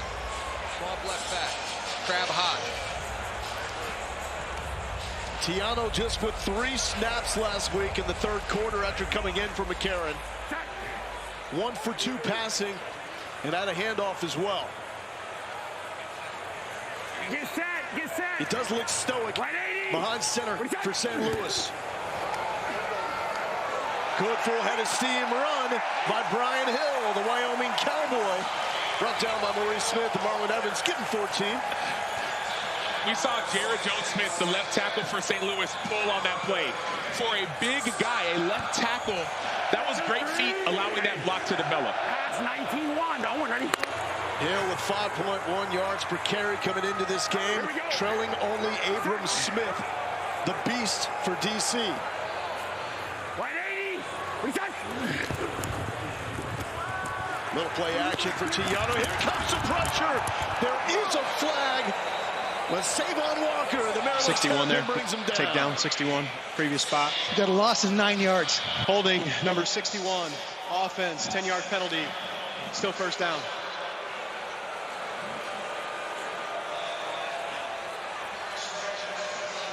It'll be second down. All right, give Savon his sack. Hey, and sometimes when you're in your locker room, you speak to inspire others. Other times you speak to inspire yourself. We heard Savon Walker. He hadn't been a starter on this defensive line, but he said we have to do something. He took it into his own hands. First sack of the season after leading the XFL with 4.5 sacks with the Guardians back in 2020. Here we go. Set. Go ahead. 180. What do you got? Tiano, all hit with the legs to dive down. Nearly back to the original line of scrimmage. Evans with the stop. 11-11. What do you think Shorty of the to swamp Tiano right. Shorty to swamp right back. I've been extremely impressed, not only by the composure for himself, but he's exuding that composure for his teammates. Seems like they believe. 3rd and 11. Battlehawks 4 of 5 on 3rd down. Jet cold. Jet cold. Jet cold. Turbo, son. Tiano. Beasley nearly brought him down. Tiano forced out by Maurice Smith. The former NFL sack leader, Vic Beasley, was bearing down. That can't be a good feeling. Well, 2 guys who have won at a high level. You saw Vic Beasley with the pressure, and then Maurice Smith, I say one at a high level, spent 3 years at Alabama, went to 3 championships. Then he transferred to Georgia when Kirby Smart was trying to build that program. Without that tackle, that's a first down. Great play by Maurice Smith. 47 yards by Donnie Hagman. Had an XFL record of 59 yards last week. Will it be enough? No. Hagman no good from 47 yards out. Coming up, we got a former kicker from Central Florida that is now a YouTube sensation. Destroying. Coming up. Gonna break it down. Kickers, receivers, DBs, and more.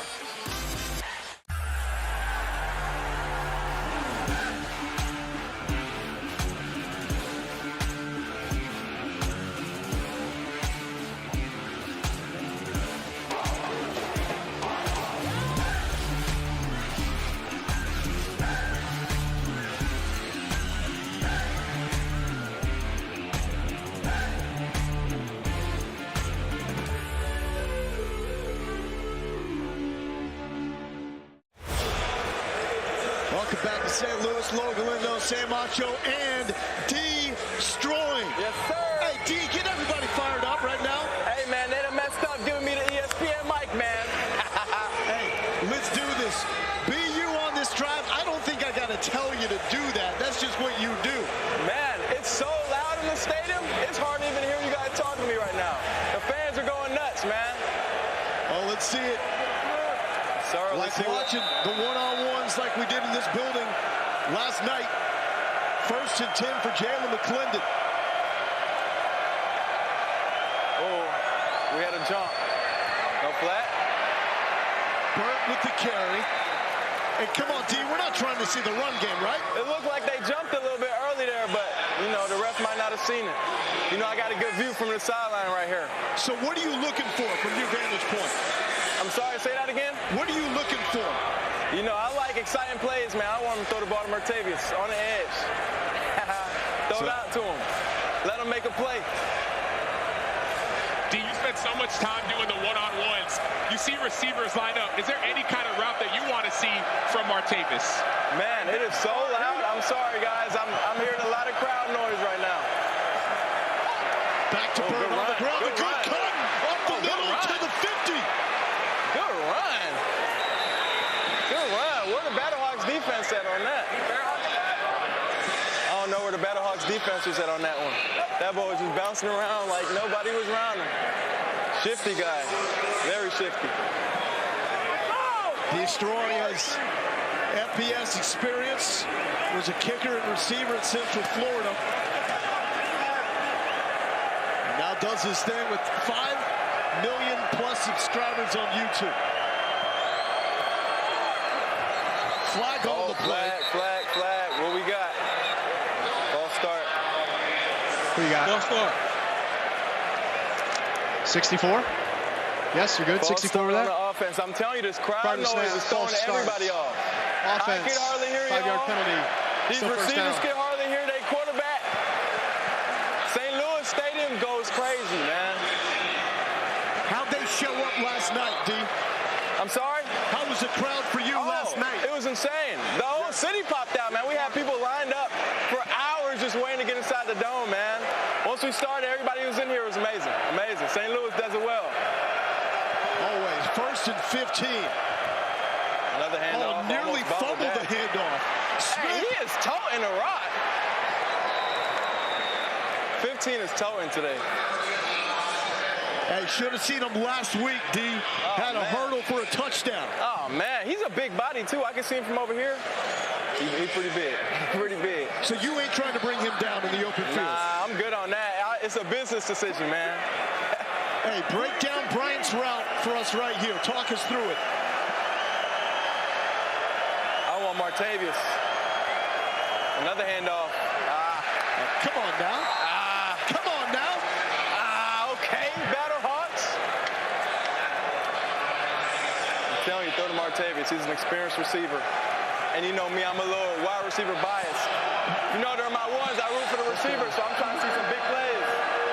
Oh, yeah, they getting loud. 3rd down in the dome.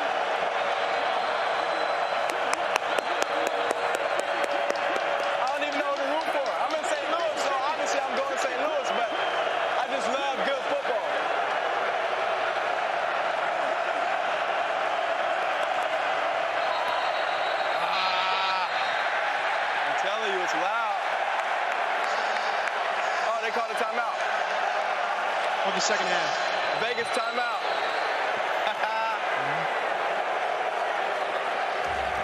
So loud.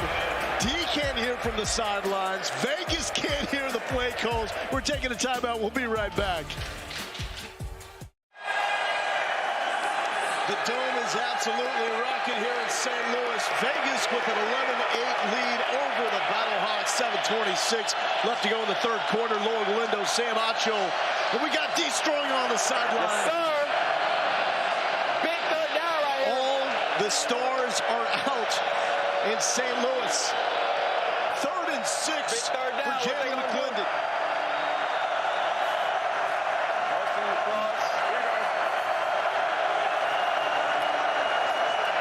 McClendon looking to burn out of the backfield. No, sir. No, sir.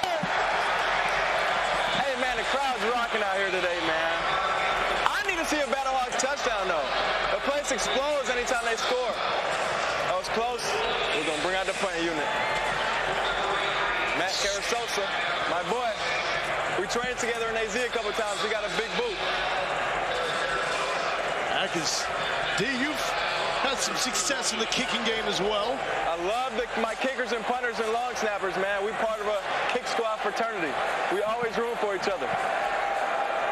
Good snap. Good boot. Carasosa gets it off. Touchback.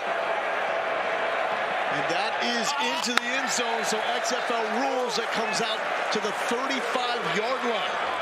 A little too much muscle on that one. A little too much muscle. So on that last play with D, when he does his events, it's one-on-ones. It's offense versus defense. You got him on the offensive side, then you got Coach OTB on the defensive side of the ball. Yes, sir.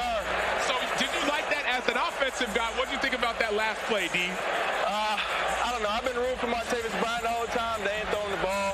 They went with a little wheel route to the outside. I don't know. I'm not a coach, but I probably would have called something different. Hey, you know your stuff, though. Here's Tiano coming back to work. His running back is Brian Hill. Straight to Brian Hill. Trying to get the edge, and he's not. Good pursuit by Savon Walker. Quick little pickup. Man, I would have loved to see AJ McCarron perform today. I would have loved it. What you said, his shoulder is injured? He's out with a shoulder injury? Yeah, so heard it on a scramble in the third quarter. He came back and played the rest of the game. But they're thinking about long term. They're thinking about the next game against Seattle. 100%. Seattle's a really good team. I got some homies that play on the team, so yeah, it's going to be a good one. Hey, Ja'Cour Pearson, right? JPZ, just chill. Yeah. 2nd and 8, Tiano to throw. What do we got, D? Oh. Who we throwing that to? Who we throwing that to? Maybe y'all got a better view, but I ain't see nobody in range. It looked between Darius Shepard and Akeem Butler.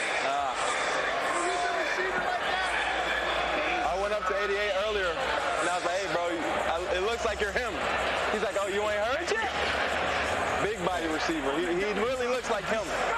Hey, that is one of the all-time greats out of the Big 12 at Iowa State. Oh, man. I would love to see him in one of your one-on-ones. Oh, he would take my money. He'd take my money. Tiano. Oh, yeah. Wants it all. Ah! A little too much mustard, man. He threw that out of bounds a little bit. The receiver had a step on him, though. So in your one-on-ones, you have different quarterbacks who throw balls. Yes, sir. How do you decide who those quarterbacks are? Because it's a lot of money on the line, $10,000. How do you decide who are the quarterbacks? During evaluation where we give out the bands, we watch how they throw, and then we pick maybe 5, 6 guys. And as the competition winds down, we dwindle out like the best 3 that we trust, that can be consistent, and then we have them handle the throwing. Matthew Sexton. Oh. That's a good punt. That was a good punt. 32. Hey, D, but what you got going, it's my first time coming out. Yeah. I mean, it was raw, it was real, it was entertaining. For all the guys that come out, like, that's the most important thing in that moment right there. 100%, 100%, man. It's just a chance for guys to put themselves on the map, get opportunity. We've had guys get signed to leagues in college and get scholarships off our one, so It's your turn to put yourself on the map whenever we come to your city, man. Who's the best all time that you've seen in the one-on-ones? I don't even got to hesitate. Jay Peasy. That is awesome. And leading receiver in the XFL. Yes, sir. That's amazing. He had a large part in that. He had to do the rest. Nah, he's him, man. I just gave him the platform. He's him. He does all the hard work. Hey, but that's what this league is about, right? Finding the platform. Opportunities. Intersection of dreams and opportunities, baby. And that's what we saw from you. I mean, last night, Lowell, there were over 2,000 people there, all surrounding you, all surrounding Coach OTB.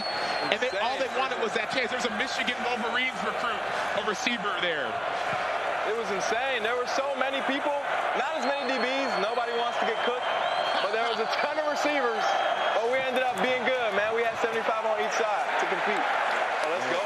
St. Louis with Ellen Lumore. Both ways, they've been stalling out, man. As soon as I get on the camera, they don't want to do nothing exciting. Looks like your DB's shutting them down. Yeah. Trapped, as we call it.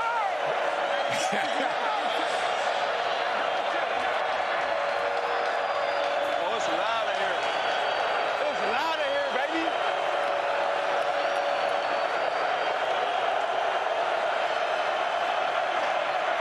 McClendon feeling the pressure. Gets out of the pressure. McClendon does take off. Take off.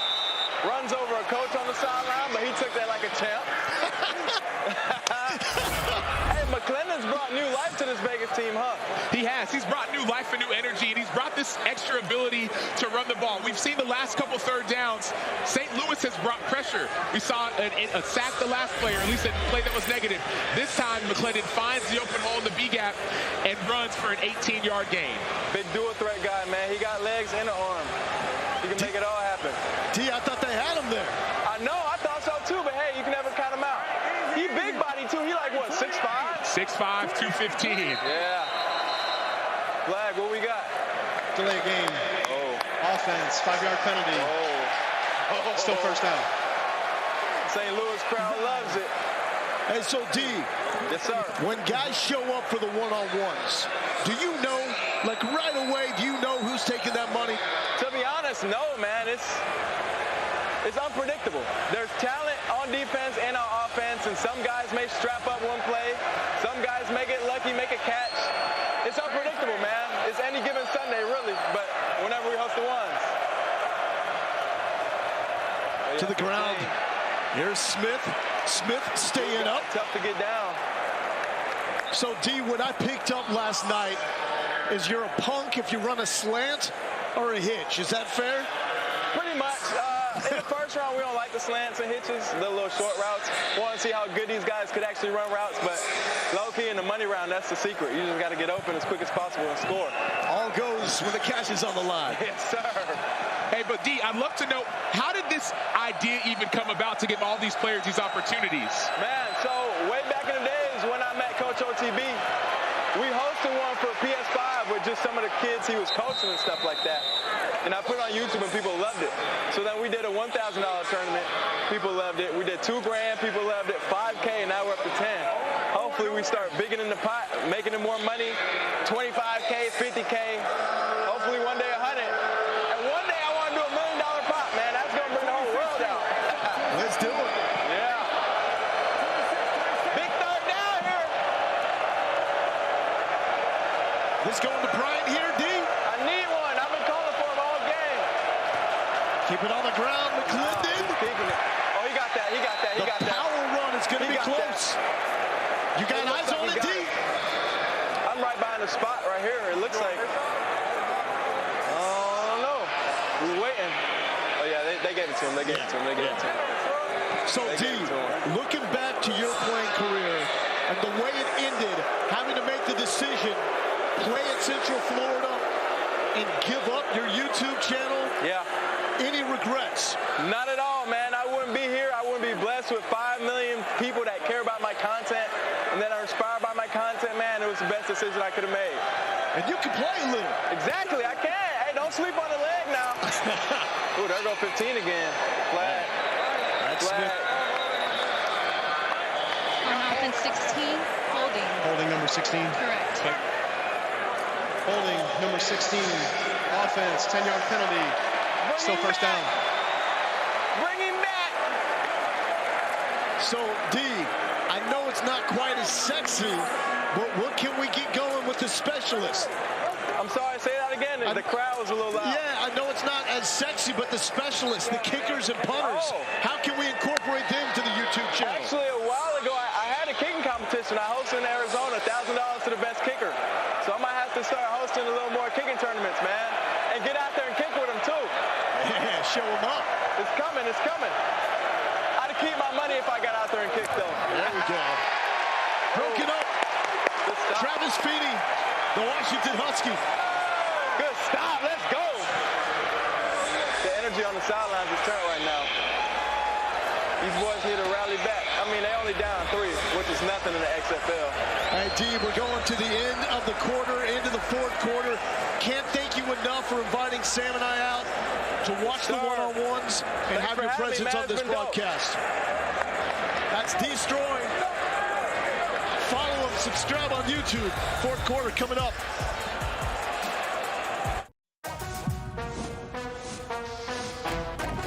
This is a chance for a second chance.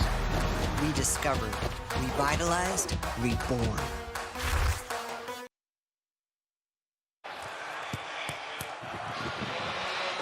St. Louis looking to inch closer to the XFL playoffs. Vegas is just trying to ruin the party. They've been eliminated, but you wouldn't know it by the heart and tenacity that the Vipers have come out and played with.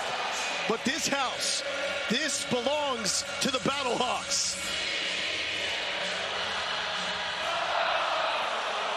Some Neil Diamond serenading 35,167 fans here in St. Louis. This team deserves, this crowd, this city deserves a winner. Can the Battlehawks do it with 15 minutes left? McClendon with the man in his face going back to the sideline. Not much happening there, as Lakeem Williams and Lavert Hill had the tackle.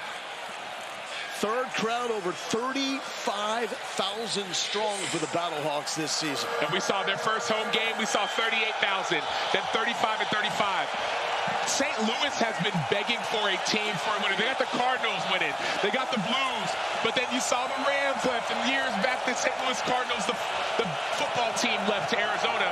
Now they have their Battlehawks there showing up in droves. Yeah, the heart, the passion was not removed from this city when the football team was. Ball is out, and it's corralled. Mikael London from Western Illinois. Game changer for St. Louis. And we talked about the defense having to step out. That was Travis Feeney on the outside. We saw the last few third downs. We've seen pressure. Well, this time, a 3-man rush. 3-man beating 5 offensive linemen. Feeney with the sack fumble. And then you see Mikael London, defensive lineman. He's just covering. He's watching. Then he jumps up, picks off the pass. He's a big body, but notice the great job by the defense saying, hey, we brought you pressure in the pass, but now we're just going to drop back 8 and force you to hold on to the ball. Oh! No!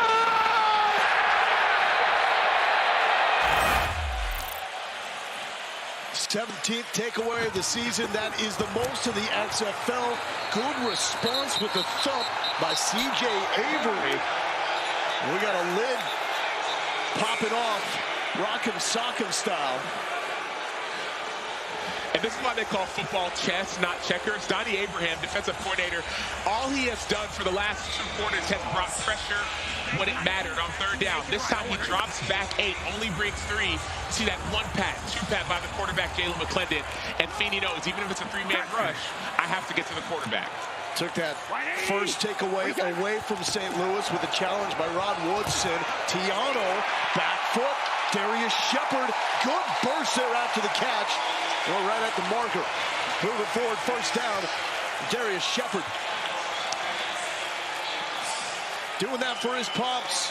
Lewis Shepard III has a Roman numeral 3 tattooed inside his right wrist. As his pops passed away in 2018 after a battle with cancer. That is his hero playing for him on this cancer awareness game in St. Louis. Tiano in traffic. Nearly picked off. Dangerous throw by Nick Tiano. Yeah, dangerous pass. The first one wasn't open, so he tried to force it in there. But you don't want to force it into all that mess, all that noise on the inside. Better to throw that ball away. And you see it. He wanted to throw that screen to the left. It wasn't open. And you think, okay, I'm going to go get it. Well, Deontay Anderson says, no, I'm going to try and pick that off or bat it in the air. That's why you have to sprint to the football. The ball will find you if you continue to chase. 180. Tiano wants the end zone. He's got Shepard, but it's picked off. Maurice Smith. How do you do? The Georgia Bulldog, by way of Alabama, taking that away from Nick Tiano.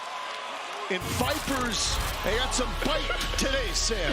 And Maurice Smith doing this for his son, Chosen Smith. His younger brother, Anaya Smith, plays at A&M. He wanted to be the best safety in the XFL. Now he's showing it.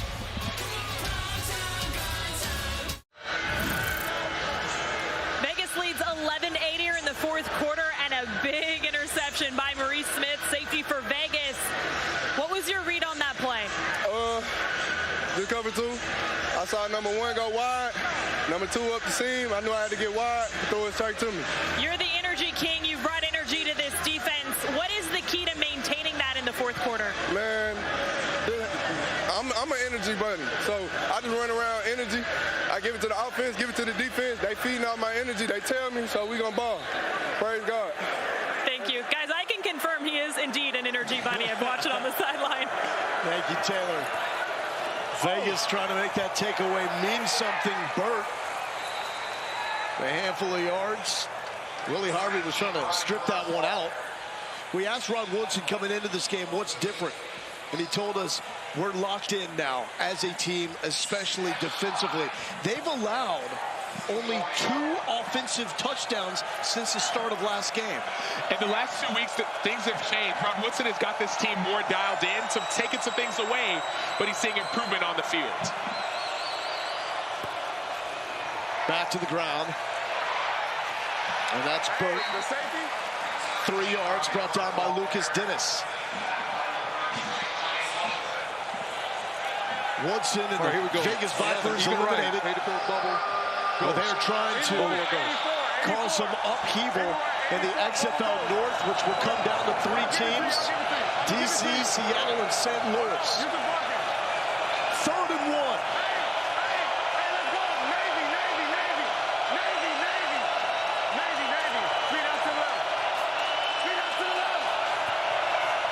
Speed option.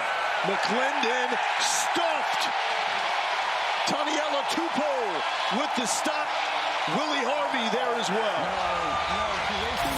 That play was perfectly played by Willie Harvey. It was a speed option to the left. That's why they call it Navy. It's a triple option team.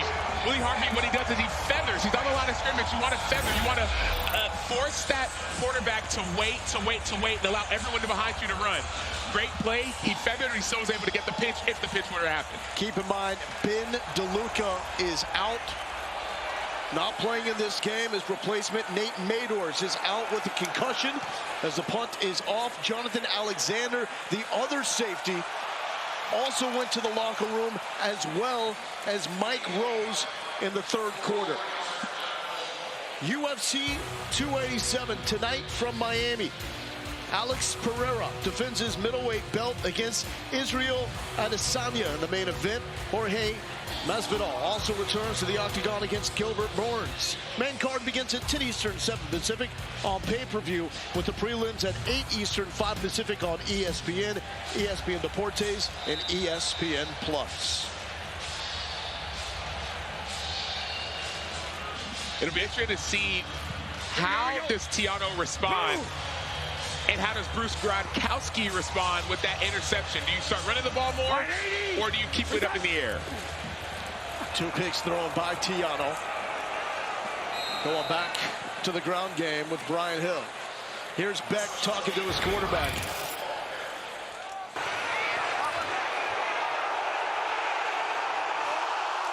okay, and you got that kind of time, just understand, we get a field goal, tie, whatever we can, we're trying to score touchdowns. Do what you got to do, you know what I'm saying? For sure. Hey. Okay. And that's where A.J. McCarron is so great with ball security. Just 4 interceptions for McCarron, who did not make the trip to St. Louis for this game. Brian Hill trying to take on the entire Vegas defense. Fitz. Hey, Lowell, I talked to Ricky Prohl, wide receivers coach for St. Louis, and he just simply said Tiano's got to be half a second faster with that release on that pick. He said they had him. It was open. It's covered 2.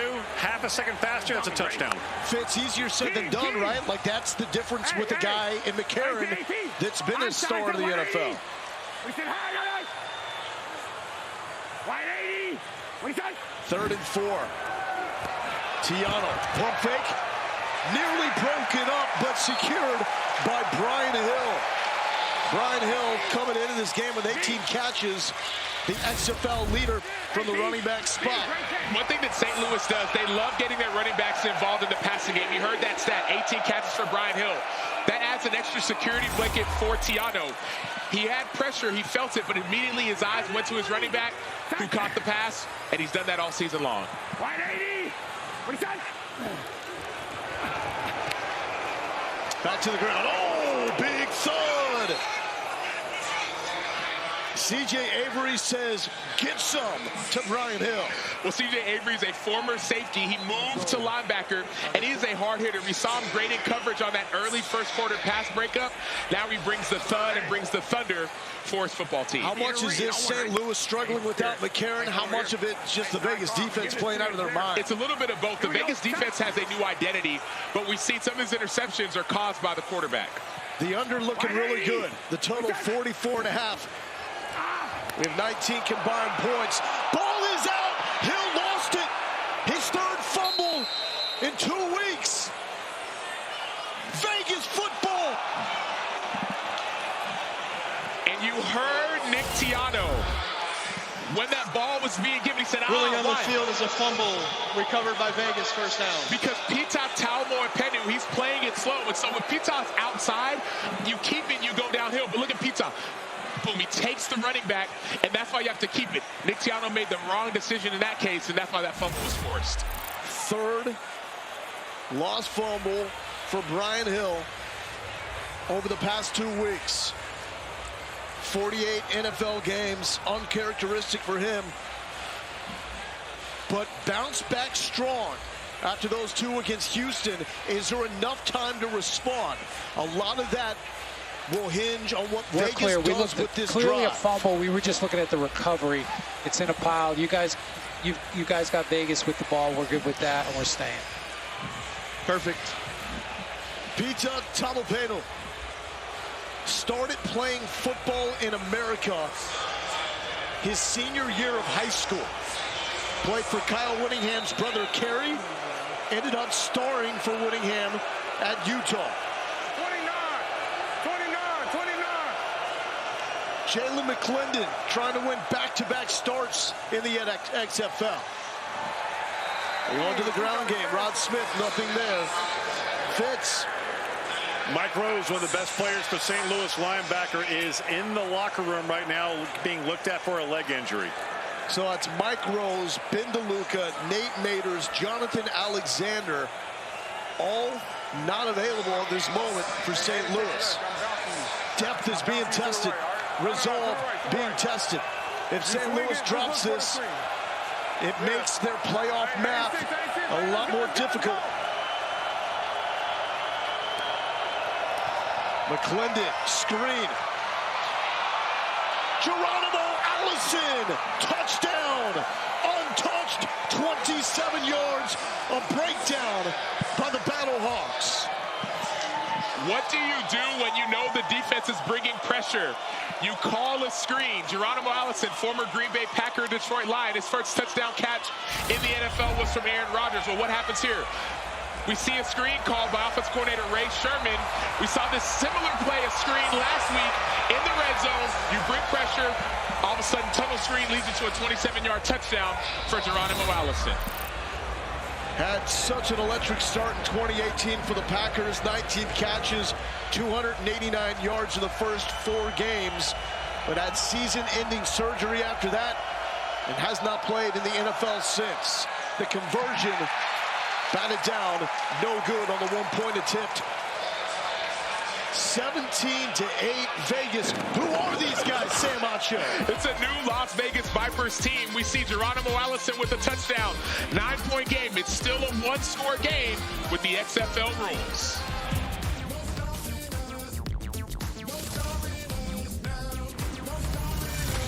The new XFL has arrived. And it is here to stay. 1, 2, 3. We're making it about her and him and them and you. It's a chance for everyone to be a part of something bigger. Something that just might be more than football. Touchdown! Intercepted! Showing the burners! Come experience the XFL. Don't wait. Get your single game tickets now at xfl.com/tickets. Vegas now leads 17-8 here in the fourth quarter, and I'm standing by with Vegas quarterback Jalen McClendon. You guys able to switch up your tendencies? How is that throwing off their defense? I think like that. It's a good it's a good defense, but I think us just switching up what we run. Instead of running the same plays the same way, we just switching it up, running in a different way to just out leverage the defense and what we're seeing. They bring pressure on you guys. How are you able to combat that? I think the O-line's doing a great job up front in the run game and in the pass game. They're just doing a good job of picking up everything. So that's all praise to them. Thank you. Lowell? DJ Calhoun just laid a lick on Darius Shepard. The turnovers have been problematic for St. Louis. They've been really good in that department, but 3 of them in this game, and here is the hit. 48 in white. Bang. Sometimes that hole opens, and sometimes someone comes and closes it. DJ Calhoun shut that door very quickly. 9-point game, so still a 1-score game. As this is the confidence of Anthony Beck going right back to the ground game with Brian Hill. But here's the challenge in Anthony Beck. The XFL rules, the clock continues to run until the last 2 minutes, and that's when it'll stop on a first down. And so you might want to keep it on the ground. But that clock will keep running. You're down by 9 points, which is a touchdown and a 3-point conversion. First game of the season, St. Louis has not led at any point. 2 straight wins for the Battlehawks. A Vegas win cements DC's spot in the XFL playoffs, and there is pressure as Tiano is dropped by Jasheem Martin. Jasheem Martin with the pressure inside, one of the better defensive linemen in this league. So one thing that happens, so the last interception, you start questioning, is it open, is it not? You pat the ball a little more, and the rush gets to you. 3rd and 8 here. And with Vegas controlling the ground game, 184 rushing yards, these last 6 minutes could go by in a hurry if Vegas can get the football back. Protect the middle, watch the 3rd and 8 here for Nick Tiano. Starting in place of the injured A.J. McCarron. Tiano swings it out to Hill, and that is a fine open field stop by Keelan Kennedy. We said his name a lot today. Well, we said his name a lot because he's been playing outstanding ball. Back in 2021, he had over 18 D1 offers out of Garden City Community College. He initially committed to go play for Deion Sanders at Jackson State. This guy knows how to play ball. He's one of the younger defenders on this team, but playing time has matured him. So he's some great tackles and great plays in coverage. He is the reason why this defense is playing at such a high level the last 2 weeks. Sterling Hoffrichter from Syracuse will punt. Oh, it's a fake, and it's going to work. Gary Jennings into the open field. Gary Jennings, the foot race, gets a block. Jennings, did he get it? He did. 64 yards. Going for 3. You gotta have a 10-yard play. Get a good one.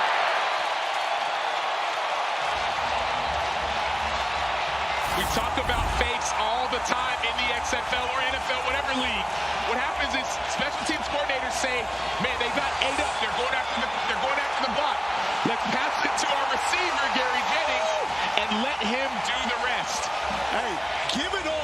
Steven Mitchell out of USC on that play. Got the late block to get Jennings, the fastest player in the NFL, XFL, into the end zone. And did he get in? Absolutely. Absolutely. So here we go. The three-point conversion to tie. 50, Z-Wall. It's going to be a little tunnel screen on the inside. 180. Three receivers on the right blocking. Tiano underneath on the hands of Shepard. Will stay in a three-point game, but wow. Gary Jennings was clocked at 22.2 miles per hour on the Catapult GPS system.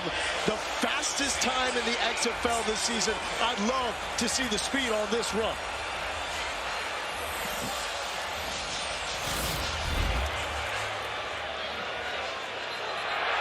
Go, go, go, go, go, go, go, go, go, go! Yes! Touchdown! I stand corrected. I want to see the GPS on Anthony Beck moving down the sideline. Well, that's a great play. So Anthony Beck's excited about the call, but Gary Jennings, a fourth-round pick in 2019. He knows how to play ball, but it's his speed that kills. That's what you saw in this play. Great play design, but great speed by Gary Jennings, beating everyone on that football field. And in case you forgot, this is the team that does the improbable. You go back to the Week 1 win at San Antonio that required 2 touchdowns in the final 90 seconds of the game and the 4th and 15 conversion. 2 touchdowns, a three-pointer, and the 4th and forever, all used in that game. They're bringing it back in this game. Still down by 3. Let's see how McClendon and this Vegas Vipers team responds. But how about Sterling Hoffrichter? Not just putting it on the money, but the way he sold the fake. Donnie Hagman will kick it away to Sin-Q Sweeting, who's standing at his 5-yard line. Teams cannot move from the 30 and 35 until the ball is caught. Here comes Sweeting, flag on the play. Willie Harvey makes the stop at the 20. Got Jose. I got illegal formation on the kicking team. They didn't have enough players outside of the numbers. Okay, we're gonna tack that on. Go with it, tack it on. Yes.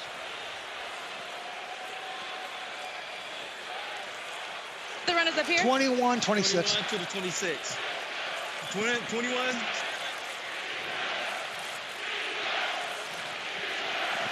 They want to re-kick it. Yeah. Illegal formation. Kicking team. That penalty will be enforced 5 yards and we'll re-kick. Week 6 in the XFL continues next with the Renegades taking on the Guardians. And tomorrow afternoon, we have another doubleheader with the Brahmas and Roughnecks at 3 Eastern on ABC, followed by the Defenders and Sea Dragons on ESPN2. Every game is also available on ESPN+. XFL has been bonkers. The Guardians beat the top team, the favorite according to Vegas to win it all, DC, a week ago. Houston's lost 3 straight. San Antonio and Arlington are in the mix in the South. And if St. Louis does not come back and win this game, and Vegas does, DC becomes the first team to earn a spot to the XFL playoffs. There's so much drama in the XFL. You're talking about the North and all the 3 teams there. But with Houston losing, with San Antonio losing, and Arlington losing last week, Orlando still has a shot, even though they got their first win last week. So a re-kick here for St. Louis. 4:49 left. Neither team has a challenge remaining.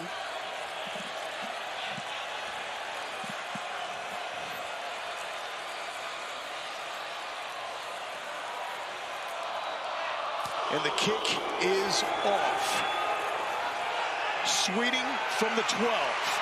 Sin-Q again, bottled up by the Battlehawks. Willie Harvey got him the first time. After the re-kick, got him again. Catch episode 6 of the XFL docuseries Player 54, Chasing the XFL Dream, Thursday at 5 Eastern on ESPN2. Available to stream immediately after on ESPN+. Directed by Peter Berg, this 9-part docuseries chronicles the creation of the XFL under new ownership and provides an all-access look at all 8 teams. Let's get bonkers, St. Louis.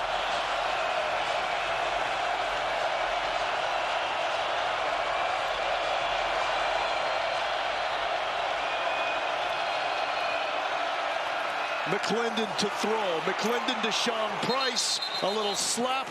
Solid gain on first down. Fitz. Jennings, when the play is called, your reaction wasn't that fake. I'm scoring. Nothing else. I'm scoring. I'm in there. That's it.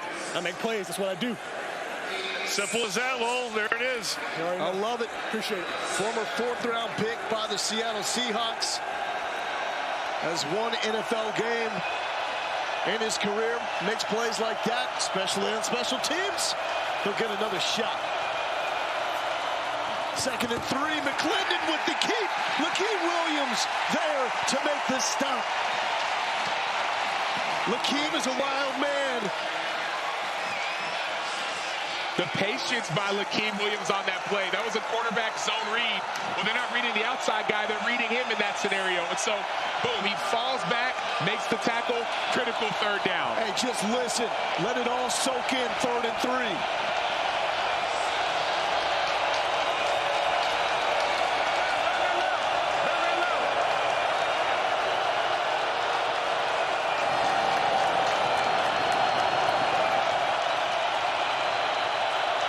And a timeout. Vegas 14, call timeout. Vegas number 14, call timeout. Vegas 14. Prior to the delay of game, Vegas has called their second charged timeout in the second half. Anthony Becht was hopping down the sideline trying to make that call for the officials. He wanted the delay. And that's what you saw CQ Sweeting say. He said, okay, I see it. I'm going to call this timeout because we can't afford 3rd and 8. Whole different play call than when you're in 3rd and 3 and less. It is an absolute battle in the XFL North. If St. Louis can come back and win and Seattle beats DC tomorrow, we will have a 3-way tie atop the XFL North. Keep in mind, only the top 2 teams advance to the XFL playoffs. A Vegas win puts DC as the first team in. Vegas has been eliminated, but they can mess up this entire playoff picture. And this play will go a long ways. Jalen McClendon is going to keep. McClendon has the corner, smartly slides inbounds, keeps the clock running. 8 yards and a first down. This does not look like a guy that is starting just his 4th game since graduating high school 8 years ago. He had one start in 2018, started last week. And that's his 7th rush for a first down. Hurts not having Mike Rose in there. And all sorts of bodies colliding. 2-yard gain. And it may not seem like a big deal, but sliding inbounds actually does matter even outside of those 2 minutes because the clock does stop while the ball gets set. And so it's only a few seconds, it may be 2 or 3 seconds. 29 hours. But those seconds in this situation matter more than you could imagine. And right here, gonna have to get another snap off before the 2-minute warning. Lovett has returned to the game. He's been battling an illness all game long. Give him 1 yard to set up a 3rd and 5. 2-minute warning coming up. And we've got a timeout. Smartly played by St. Louis.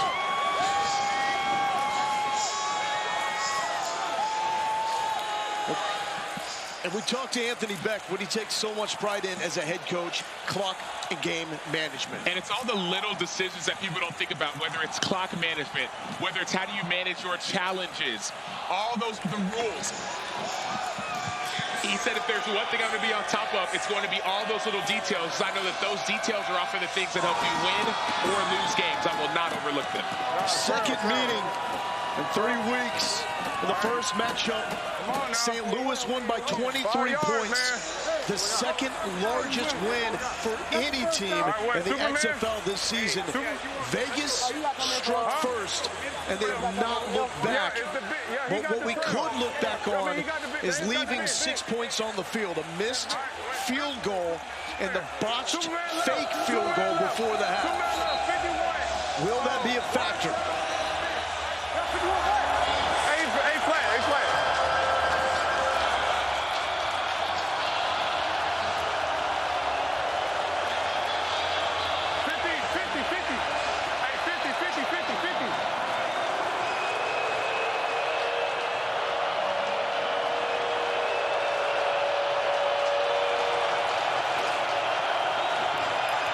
McClendon off the hands of Sweeting. He had him. That could have been ball game, Sam. And now you see not only the timeout, but the forcing a timeout because it's third down, incompletion. Now you have a punt and you have an extra timeout that you didn't have to use because it wasn't a run play. Sam, it was there. Keep in mind, Vegas is playing without one of the most dynamic receivers in the league. Jeff Bedette hurt his hammy last week. Not playing for Vegas, but Sinque Sweeting, he's really the number 2 guy. McClendon put it where it needed to be. Got to get some stick-em. Final 2 minutes, and it's St. Louis, so you know it's going to be chock full of drama.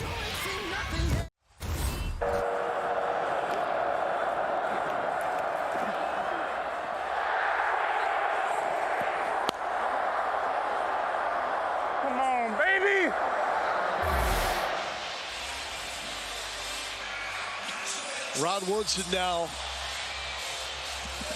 has to deal with the emotions, the nerves, the anticipation of the final 2 minutes. Giving the ball back to St. Louis. That was near disaster as that punt was not handled well, and it goes into the end zone.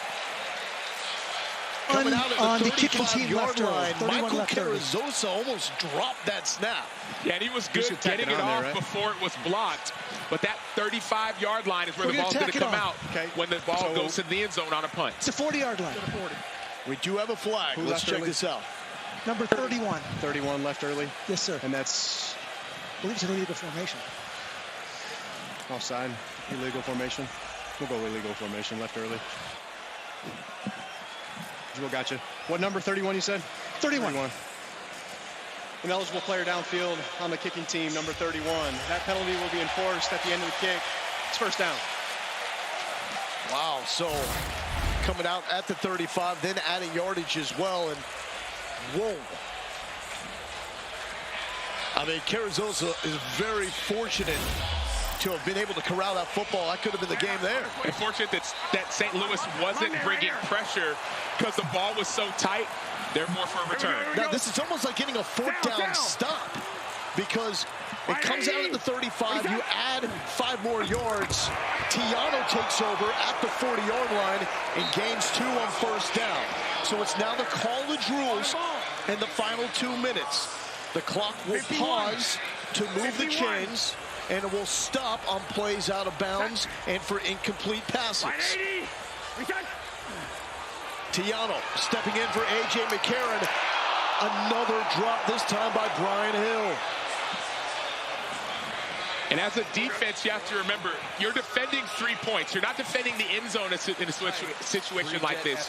You're defending a field goal, and so you change how you play. Showdown for St. Louis coming up next week with Seattle. That will be the most important game for the XFL playoff picture for the Battlehawks. A loss here makes it a lot more difficult. Tiano has a man. It's Aitman. Did he hold on? Yes, he does. Marcel Aitman.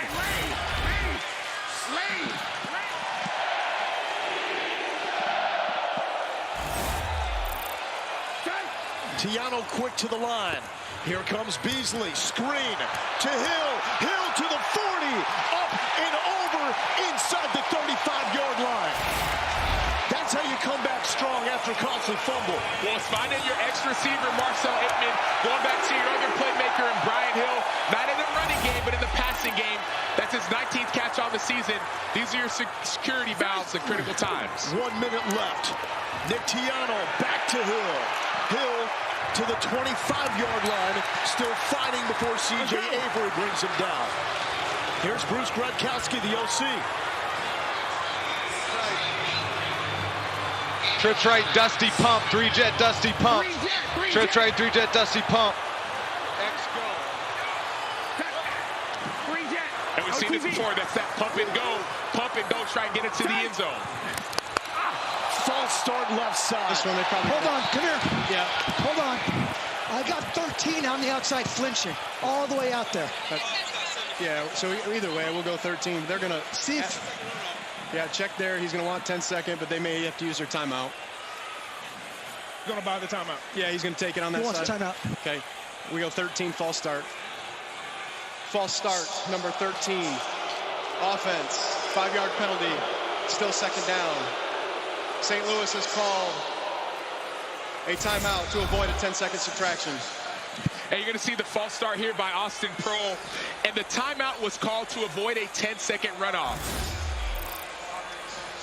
So in the fourth quarter, less than 2 minutes left. If you have a penalty while the clock is running, there will be a offensive penalty. There will be a 10-second runoff unless you use your timeout. You get excited when you're the guy who's about to make that play. That pump play was likely to Austin Prohl. You fake a screen, you pump it, and you throw it to him. You get a little excited, calm your nerves. And what this potentially sets up, if St. Louis settles and makes a field goal, we would have the first overtime game in week number 8 that we've had all season long. But Tiano looking for the kill shot. Pressure from the edges. Tiano with the legs. Tiano inside the red zone. It has not been perfect, but it's been absolute guts on display for the former Chattanooga Mock. Tiano clocks it with 24 seconds left.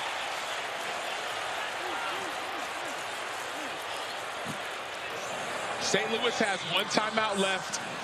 They have a quarterback making his first start, but they have supreme trust in him. Hey, play clock's going. Play clock's going. Hey, on the ball. 6. Hey, 51, on 1, ready? Hot, go outside, on a hitch. No A.J. McCarron. Nick Tiano trying to lead the Battlehawks to a win. Shepard rocked, but holds on. C.J. Avery made the hit, saying incomplete pass.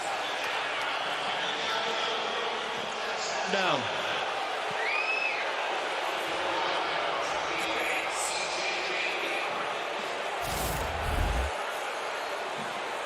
What did you see here, Sam? You see the hit here by C.J. Avery. Tiano's got to do a better job of protecting his receiver, not running him right into that play.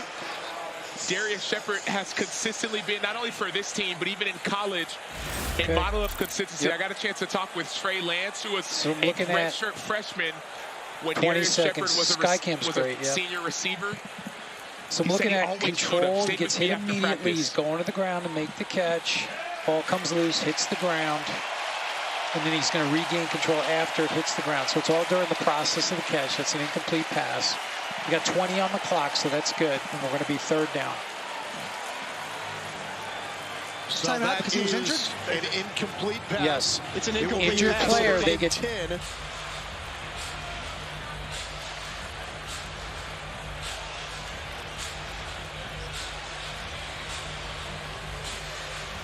So how do you play this if you're Anthony Becht?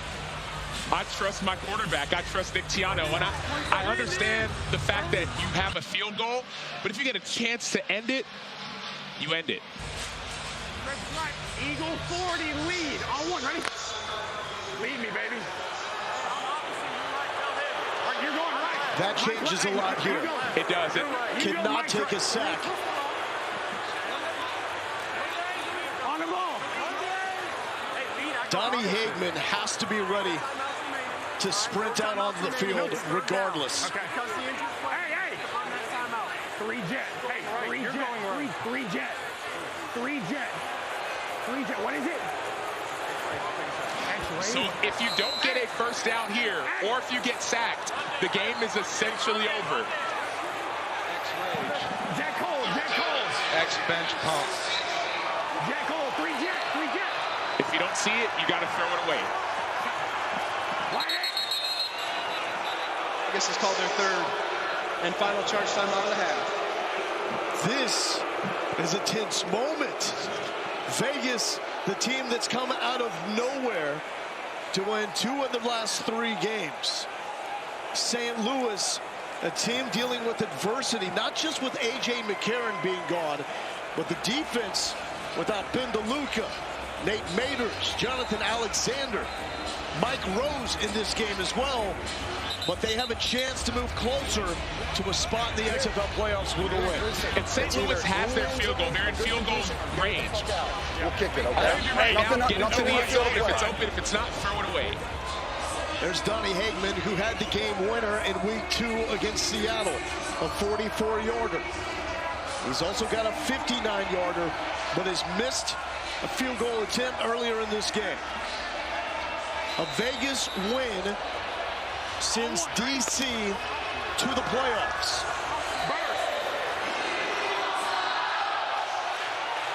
3rd and 10, no timeouts remaining for either team.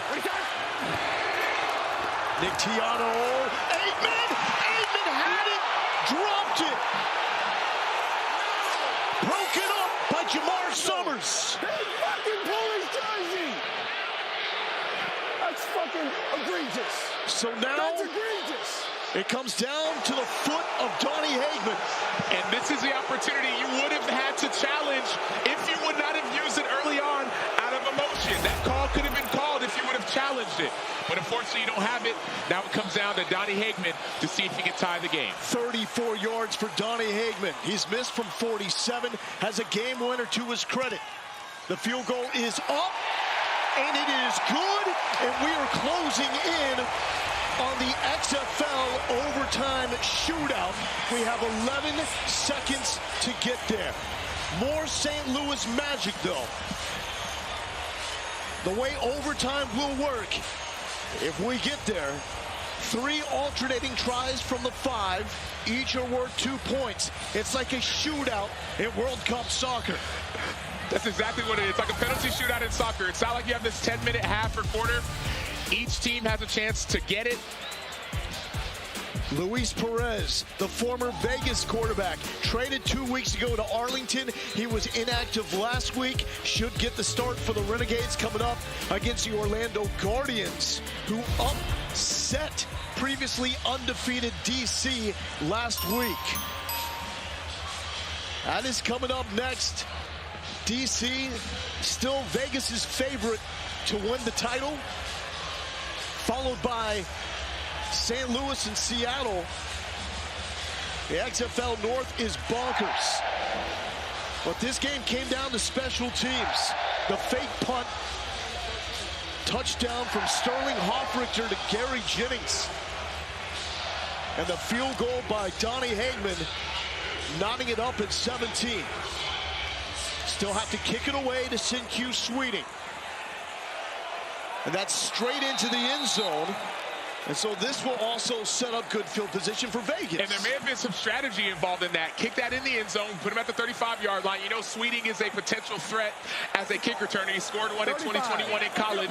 He's had some big returns this year. 35. Smart play by Hagman. We don't see many teams try to do that, trying to get it between the 20 and the goal line. But in this situation, the last thing you want is a special teams touchdown to end the game. Especially when you have a quarterback who hasn't played his best ball on the other side of the ball, making his second start in the XFL in a loud environment. Is this a straight knee situation right here? For me, it is. If it's me, I take a knee, I go for my overtime opportunity. Have not seen an overtime game with these new XFL rules this season. We are 11 seconds away from the first. Vegas eliminated. They're here to crash the party. St. Louis playing without A.J. McCarron. You know he's loving the fight by Nick Tiano and his boys. McClendon, was there movement? I believe there was in the backfield with Rod Smith. Let's listen for the call. 65 went early. Part of the half, false start, number 65. Offense, 5-yard penalty, still first down. That's Jamil Dimby, and then we heard Rod Woodson immediately say, take a knee. Yeah, at this point, you don't want to make any bad decisions. Now you got a 1st and 15. You try to force something, interception for a touchdown. Yeah, victory. Victory, victory. Somebody on the ball, Yeah. There you go. On that. Tonight, 180. Nice shot. And here we go for the first time in the XFL this season. We are going to overtime. Let's bring in the VP of officiating, Dean Blandino, to break down how this is all going to play out. Dean, what are the rules for OT? Yeah, this is exciting. This is our first one this season. And so both teams will have alternating tries from the 5-yard line. St. Louis being the home team, they'll have the option to either play defense first or go on offense. And then we'll go from the 5, and basically it's a try. If it's no good, we'll keep going. We'll go 3 alternating tries. If we have a winner after 3, then the game's over. If not, we'll continue until we get a winner. And how about penalties, especially pass interference? Penalties are significant in overtime. If we have an offensive penalty, a live ball foul, the try is no good. A defensive penalty would result in a retry from the 1-yard line, and then anything after that would result in an automatic try that is good. All right, Dean, we're pumped up. XFL has really changed the way the game is played and could change the way it's played in the future as well in other leagues, and we're about to see one of the reasons why. And the NFL in so many ways has partnered with the XFL with some of these rules. The NFL saying, man, we want to figure out better ways to do overtime. We saw years ago coin flips not always work, and so now we're going to see how does the XFL handle overtime with these alternating tries, almost like in soccer. And then see how the penalties work out as well, because that's huge. If you're a defender, you say, man, I'm going to hold or tackle or whatever to keep them from scoring. So St. Louis wants to play defense. The crowd is now a factor. This is where the Battlehawks crowd really comes into play, because you're going into the teeth of the St. Louis faithful. And Jalen McClendon's legs have to be a factor as well. I talked to offensive coordinator Ray Sherman before the game. He said we'll have a few new wrinkles because of who our quarterback is. McClendon is the quarterback. We've seen him use it this week and last week. Now let's see what happens in this critical situation. First overtime game in the XFL. Come on, man. You're fired up, right? I'm excited, man. Vegas with the first try from the 5. Jalen McClendon, the quarterback, looking left side. The tight end, is he in? It's going to be close. Where are we marking this one? Cam Sutton is waiting for the signal. He's in. Ruling on the field is a completed pass for a 2-point try. Sutton, don't give very much. That was close. Left elbow. Hey, Mike. After review, he is short. I've got a real good look. Short. Left elbow down. Okay, we're short. Try is no good after review. I need a ball. After review, the runner is short of the goal line. I've got the look right here. The try is no good. Wow. Can you take back the dunk?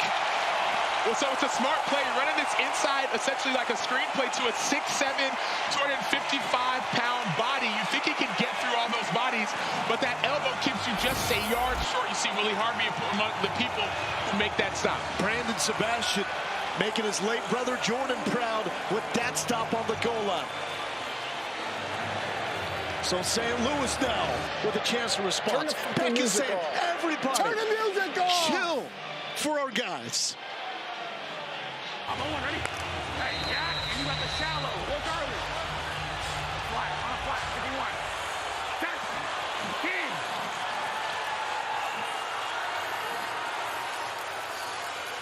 Nick Tiano looking for his moment. Tiano over the middle. Akeem Butler is in.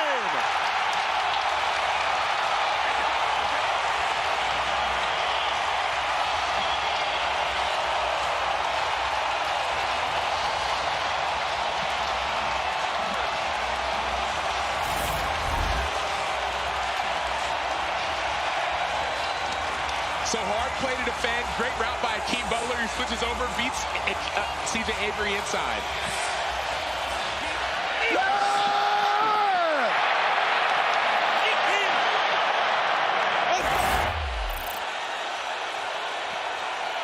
Now Vegas with another opportunity. A stop here for St. Louis, followed by a score on the next possession. Will result in a Battlehawks win. It's Barkers here inside the dome.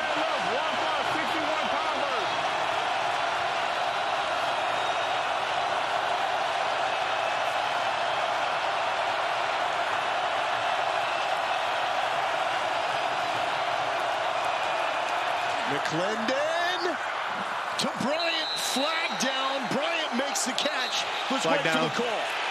Going offense on that. OPI for offensive pass interference.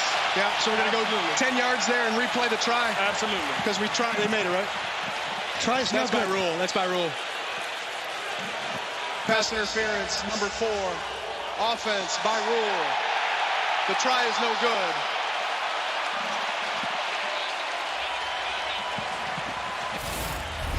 So that's the difference in the XFL overtime rules. Offensive penalties, if you have an offensive one, the try is no good. There's no retry. There's no 10-yard penalty.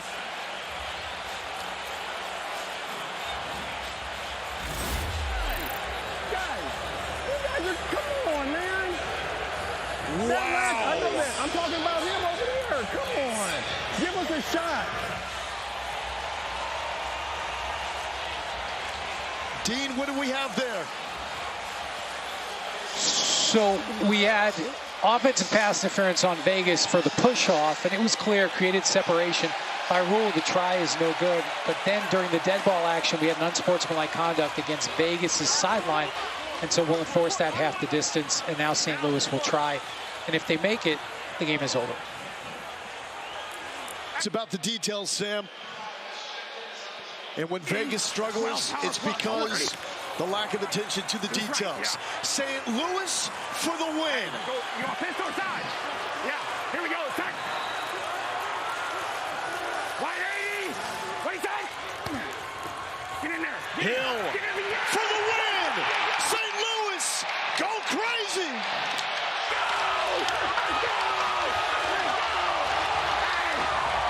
All that St. Louis is...